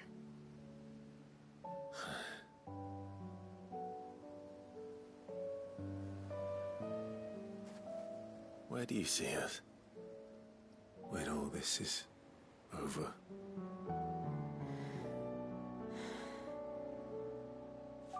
I don't know.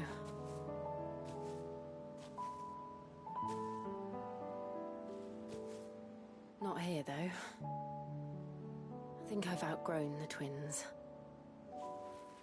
After everything we've been through, the realm just seems so small. I'll need some space to spread my wings.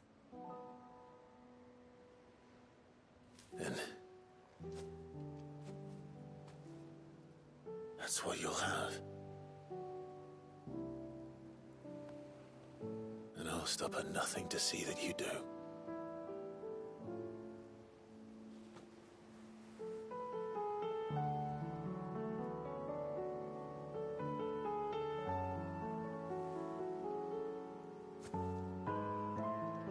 I never was much good at garlands, but it'll have to do. I'll treasure it forever.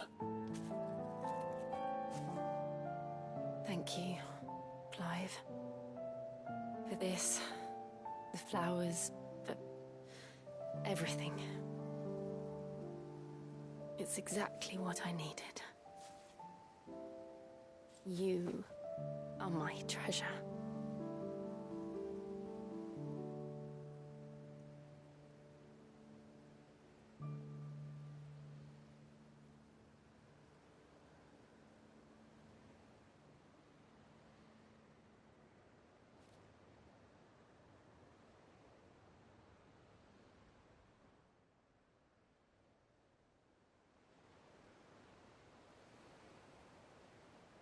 We should probably be getting back. I expect the others are wondering where we are. You're right. There's still much to do. And we'll do it together.